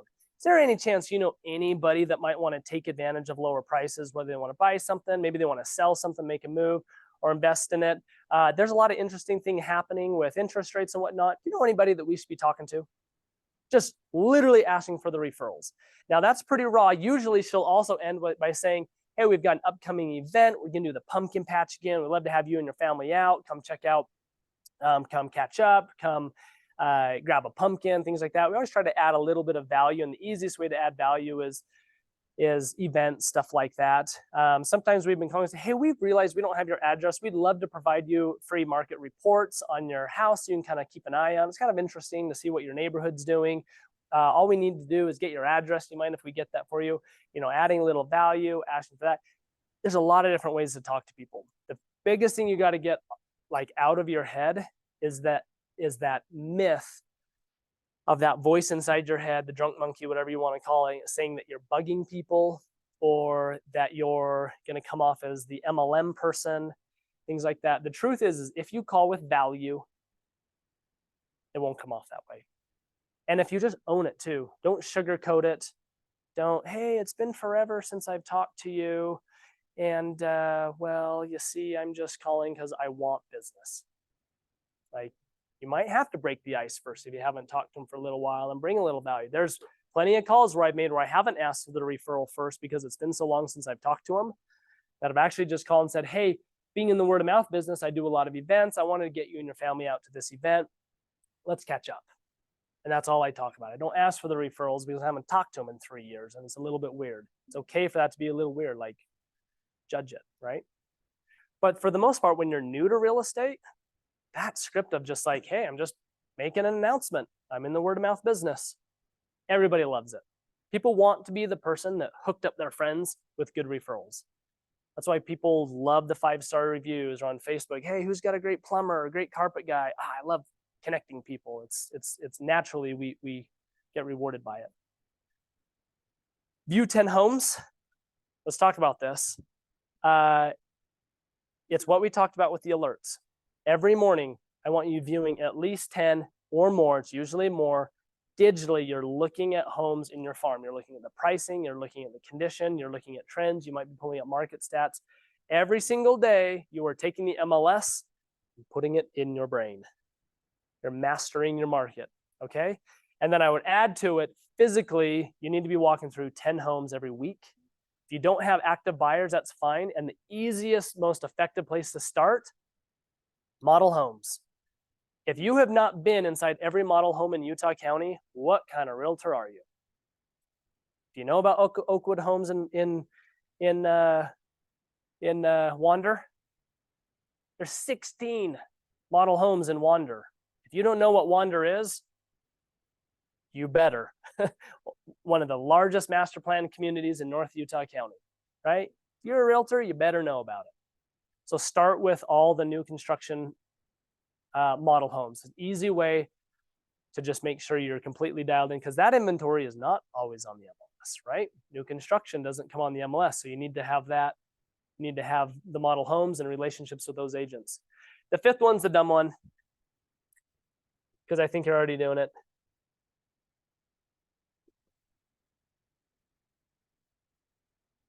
It's 10 social media interactions, comments, liking, sharing, all that good stuff. The only reason why I do want to bring it up though, I used to look at a class like this over the last several years and I'd kind of pick on the older generation. Say, guys, you got to get on Facebook. You got to make your comments. It's not. It's the Ellas of the world now that are the problem. Am I right? Do you even have Facebook? Do your friends have Facebook? No. No, it's shifted the last couple of years. It definitely went from, and some don't even have Instagram now. Whereas like a lot of us older, crowd, like we got on Facebook. My mom lives on Facebook and she's a dinosaur, like it's like that finally like they all got in. They're just, my mom's like a decade late, like she's. Right. You have to go to where your farm is. You got to go to where your demographic is. And so when we get on here, it's like, hey, but that's the thing is, do I still spend a lot of time on Facebook? Yeah, because I'm a millennial. Millennials still are on Facebook. If you're Gen Z, your TikTok, your Snapchat, you've got to speak to your generation. But you might want to get on Facebook because you said earlier too, your Lehigh connections or your parents' friends, they're on Facebook.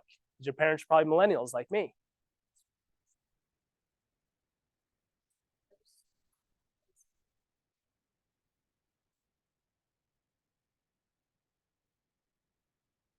There you go. And that's why there's classes and classes and classes about this. My kids are on TikTok, so I moved to TikTok. I moved with the younger generation because my kids are like. Hey, that's fine. But now I'm like, what's this? When my age are hanging out or not TikTok. Yeah. So I should focus probably on Facebook. It's challenging. That's why I would identify like your purpose. If you're connecting with your family, whatever, like great. Speak the language that they all want to do. And if they're all sharing TikToks, all right, that's where you're going to end up. But at the same time, if it's like, hey, no, like my business is very much like on Facebook. Well, you better stay on Facebook.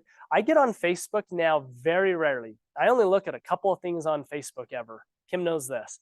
I look at my notifications and my messages, my DMs.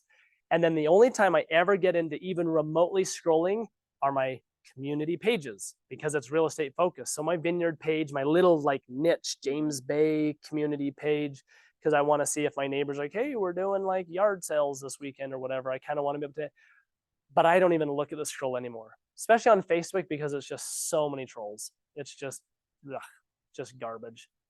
It's icky. I post all the time. Kim posts for me a lot. Yeah, like we post like crazy, and I'll maybe once in a while look at the comments, but it's hard to even look at those. It's hard. It's a time suck. And some people, that's why I say some people can just get sucked in, and next thing you know, it's hurting your business, not helping your business. And again, there's classes all over on this, but it's just saying at the end of the day, you'll notice, and everything we talk about, this is kind of the bow on it in real estate. Like success in real estate simply comes down to conversations. It's using your mouth. I'll have agents come to me periodically and say, I'm struggling. I'm really struggling. I haven't had a paycheck in 3 months. Like LDS Church just paid my mortgage this month because I'm just broke. And my heart goes out to them, and I'll usually have to give a little tough love, and I'll usually start with just a few questions, which was, how many conversations, like purposeful conversations, have you had today asking for referrals or asking for business? They'll say, well, none, because I was, had to work on this thing or whatever. And I say, okay, well, fine. How many in the last week have you had where you have like picked up the phone and called and asked for business? Well, none, because I had this and I had this paperwork thing and I had to build my website and I made some Facebook comments on this. So, okay, well, how many conversations in the last month? How many doors have you knocked on? Like how many times have you asked the question, who do you know looking to buy or sell real estate? Because there's this awesome freaking condo in Franklin that I am determined to sell because it's only $285,000. How many times have you talked business? And the majority of time when somebody is just like really struggling in this business, they're not talking to people. And that's the hardest thing. And that's usually the single reason why people get out of real estate is they said, well, I got into real estate because I love design. I love architecture. I love like the physical, the real part of real estate. And that's cool. That's kind of the sexy part of this business. It's fun to walk through homes and try to find dead bodies and look at weird Pinterest, trends and stuff like that. But at the end of the day, this business is the conversation relationship-based business. You're consultants. You're not architects. You're not designers. You are consultants. You're therapists, and your money is your mouth. Yeah, Kim. Sorry. Another thing that you talked about, just to remember the truth is that you have to talk to somebody before you're going to get somebody that says, oh yeah, I do know somebody, or actually, you know what? I am in a situation that I can do this, whatever. So, and when you're talking to people and making your touches, one of the biggest things is keeping you at top of mind. So that, people don't forget, and all of a sudden they're talking to the next realtor that they meet, and they end up going with this person, you're like, hello, I mean, did you forget about me? They kind of do. I mean, people, if you don't remind them and just have a reason to get on call and touch base with them, they lose it to somebody else, and just because you're not, And you're spot on. And the data says for every 200 people, you add your 10 contacts in. If you are touching them 36 times a year, right? They're getting a letter in the mail, an email, a text, an invite to this or that, a phone call, whatever. For every 12 people in your database on an effective 36 touch plan, how many transaction commission checks will you get out of those 12 people? 2. Why isn't it 1 out of 6? Because 1 is direct and 1 is a referral. That is like concrete statistics that has been studied numerous times and continues to be validated.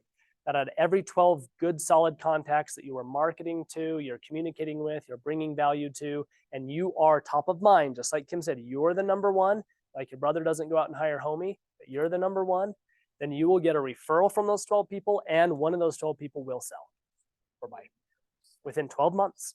That's why they say out of 200 people, you're 30-something closings if you've got that dialed in 36 touch.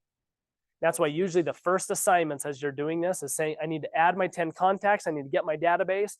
I need to call them all, whatever. And then I say, okay, Ignite's over. The first month's done. I added my 200 people. I've called them all. I've talked to them all. Now what? And Hunter and Shoni and whoever leadership is going to say, congratulations, awesome. Now on to the next steps, which is creating your 36 touch campaign. And say, okay, let's have a campaign of organization to reach out to these people, and they're going to work that till the day you die. And what's cool is when you have that database really come together, because it's hard the first couple of years, it really becomes like a sellable asset. And it's awesome. Like, and I don't want to share this, I don't want to brag, but I am going to brag. 17 years of doing this, you think I have to do very much prospecting? Like, no, like I stay in touch with them, but it's at the point where like on a regular basis, especially in years like 2020, 2021, it was just like, give me money, right? Because I had all these people, because everybody became a buyer, and I've been doing this dang stuff for so long. It was like every single day I woke up to a Facebook message or a text message saying, I want to go buy a property. And most of them said, I want to buy this property. They'd already found it on Zillow, whatever. They said, come open the door. If there's even time for that, otherwise just write the offer on this property. And I say, okay. And a lot of it was new construction. Hey, just go into this builder. Just tell them I'm your agent. They'll put me on the contract. I sold homes I never stepped foot in. Like, it got that easy because I had my database. Yeah, that's why it's the gift that keeps on giving, for sure. But it took years. I didn't get my first inbound referral from my database until month 11. So I'd done Ignite, I've been doing all the calls, doing all the drips, all of that. I started in January of 2007. It was December of 2007 when I finally had my uncle picked up the phone and called me. And he said, hey, I've got a renter that's, or it was an employee. I've got this employee that I just fired. It's kind of awkward, but he said, I just fired him and I feel bad. We had to let him go. He needs to sell his condo. I told him about you. He'd love to meet with you. The holy smokes, my uncle just gave me a referral.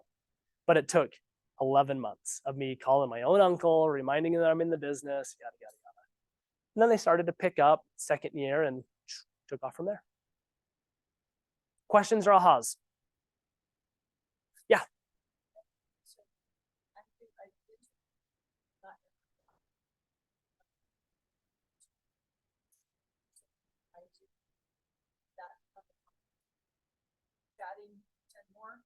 Nope, you're done. Or should I? No.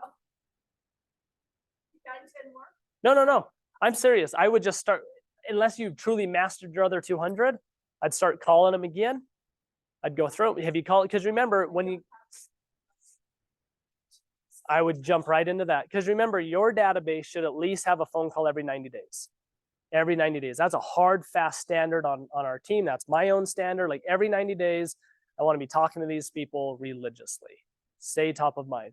So my guess is we haven't even done Ignite in the last 90 days. So if you took it in the spring, these people need phone calls. Unless you've been really staying in touch all summer long, you need to get that 36 touch done, and I would start with phone calls.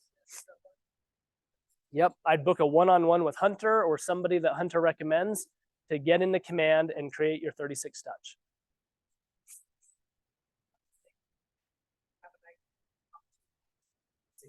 Oh, totally. You can sort your contacts by last phone call.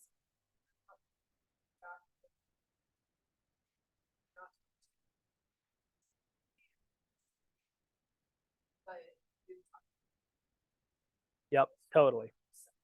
Start working that database.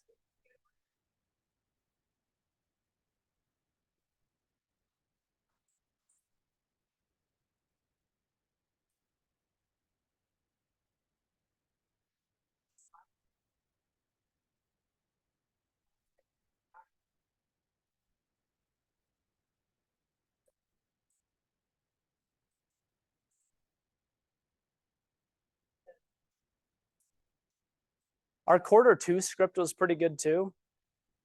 Kim and I were just calling through people saying, hey, we've got this really cool feature where we provide a market report on your home. So you can totally snoop and see your neighbors that are selling, what they're selling for, all of those things to kind of derive some good insights. All we need is your address and we'll set it up. You'll get an email once a month. Does that have value to you? Everyone said yes. We added their email. That was our call. Very simple, just like, hey, and we had addresses for a lot of people that says, hey, I just want to verify your address. You know, and you can even spin it off and say, are there any dream neighborhoods you also want us to add? People say, oh yeah, for sure I want the Park City celebrity stuff. Sweet. When Michael Jordan's house sold a couple of years ago, everyone was talking about it. Like, yeah, want to see that? I'll set you up a 20 million plus alert.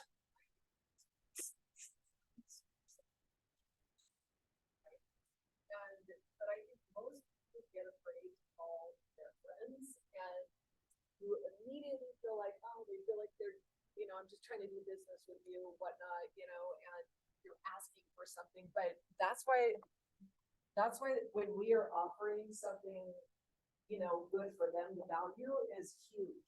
Because we're not asking for their business, but we're giving value, and then they're gonna come to you because you've already been working for them in a friendly way, and, this is something cool that I can do, like the market reports. Let me just set it up, it's super fun to see what goes up in your neighborhood and how much is it going for. I mean, we had a house on Cedar Hills as well. I'm in the cottages, it's like neighborhood, it's always been a little bit more affordable to live in a nice little place that still has a view and whatnot. One of the houses just went up for 900,000, and I even said to them, like, are you kidding me right now? This is crazy, I'm sorry. But, even I, as a realtor who can actually, look anything up that way, I still was like chomping at the bit to find out what that house was gonna go up for sale. We all wanna know. So that's just an easy, fun way to give something fun to your friends, so. Okay, what else? Ahas, questions? I've heard this 36 touch thing. What is it? Where do I go to? Where to go there? Oh, my friend, see, there's this book. There's this like Bible, they call it sometimes. It's got a red cover on it called The Millionaire Real Estate Agent. I listened to that.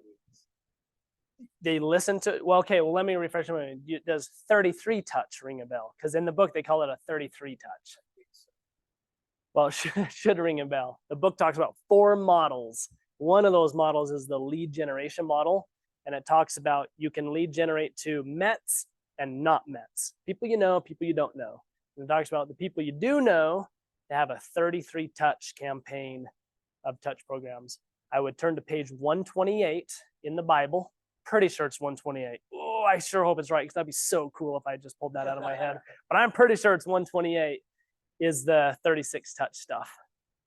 I would start there and then also get on KW. When you log into Command, there's Connect next to it. Connect is like the education stuff. You will find a gazillion videos and trainings on 36 touches.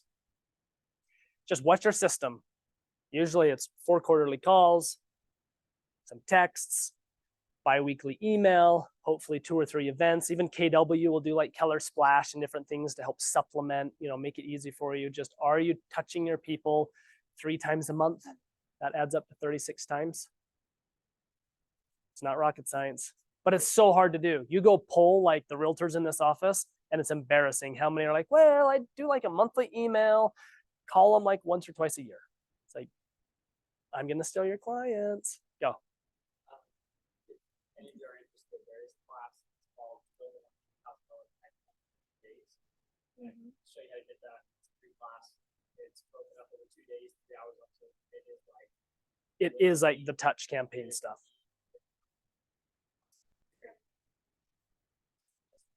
Yeah, well, I don't teach it. If RI teaches it, so just text me and I'll send you the link. What's funny is I'm pretty sure if you log into your Command, there's campaigns that are already created too. Like,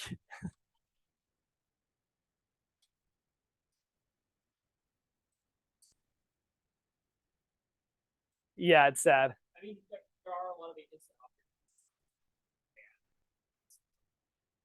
But also, And you track it, right? Do you track it? Like Kim said, it's super nice when you're tracking everything for me to go jump into the CRM and sort my contacts by last communicated with. And it's like, holy smokes, I haven't talked to this person in 4 months. And then I'll actually think, well, maybe I did, I just didn't report. It's like, no, I have not talked to this person. Where's my phone? Hey, what's going on? It's been a little while. This market is funky. Let's talk. That's for kind of your top tier, like 200 people. Yeah, but mine's 550, close to 600. That's why I hired Kim's. I couldn't keep up with 500. I had to make a decision. Do I lower that down? Or do I hire somebody to like help me make these touches? And it's that valuable that to have another salary part of my budget paid for to do those touches to get me that. But it's, do you ever want to be done taking highest roles? I mean, what if you ever, you know, somebody may need to, but you know, you're still wanting to continue to build the business. Well, to a degree, you got to remember that's the first step into team building. So you'll know KW is a place where we promote building teams. You read the Red Book, talks about think $1 million, talks about earning $1 million, but then it's like receiving $1 million. It talks about the like building a business. Like we are only scratching the surface of like, hey, we're new agents, let's go make some money. But eventually you'll get to a point where like, hey, I'm really good at it. And that's really cool is it hit me pretty quick. I was like year 3, year 2-ish, year 3-ish. I'm like, I'm literally making good money, but I'm too busy and I feel out of whack because I'm just like showing houses every Saturday, Sunday, evenings, whatever. Like I'm just simply too busy because I was doing this crap and it worked. So I got to the point where I was getting enough leads that I said, I actually need help. So I dusted off the Red Book and I said, okay, the first help is actually transaction coordination. It's helping leverage the 80%. You guys know the 80-20 rule over there, right? And then after that, then it's getting help on the sell side. So I still remember my first buyer's agent I ever hired was a girl named Julia. And Julia came in and she said, okay, now when I have leads, I can now choose, hey, I'm going to keep this person with me. Or a lead would come in, hey, this is great. Come work with us. We're now a team. Julia's going to go open up doors. Next thing you know, like the team is formed.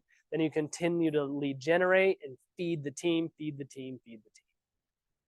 I'm guessing the calls where you're not even calling and touching base with them still go pretty well.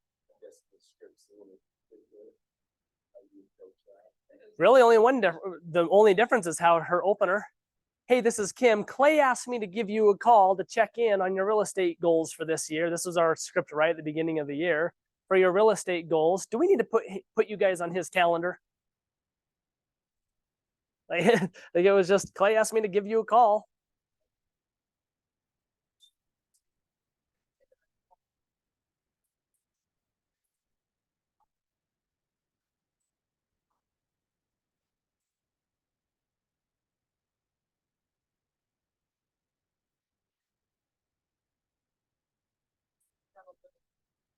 Well, and she's good too. Of course, the minute somebody says like, "Oh, I had a child pass away," we had one of those. That was news to me, and like I got in touch. I just said, "Kim just told me the news. I'm so sorry." Like, man, it's just heartbreaking. So we've had a few of those. You know, hard situation where it's just weird if I don't like acknowledge that. You know, yeah. What else? Anything else? Going once? Going twice? Okay, if you guys don't do this stuff by the next time I see you, I will make you eat cat food. I'm just kidding. Get some accountability, go do it, and go make some money. There are paychecks to be had out there. It just takes some hard work. Yeah, and if you guys, I'll put my number up here. If you guys need anything, I'm pretty open book.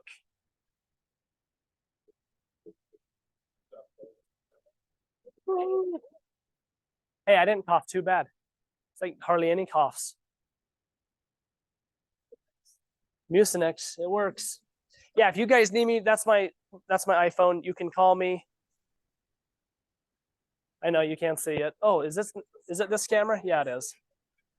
We got a couple of cameras. Who do we got on here? Brian, Carla's on here. Can you see it, Sam? 801-358-0970. It was 801-3. 358-09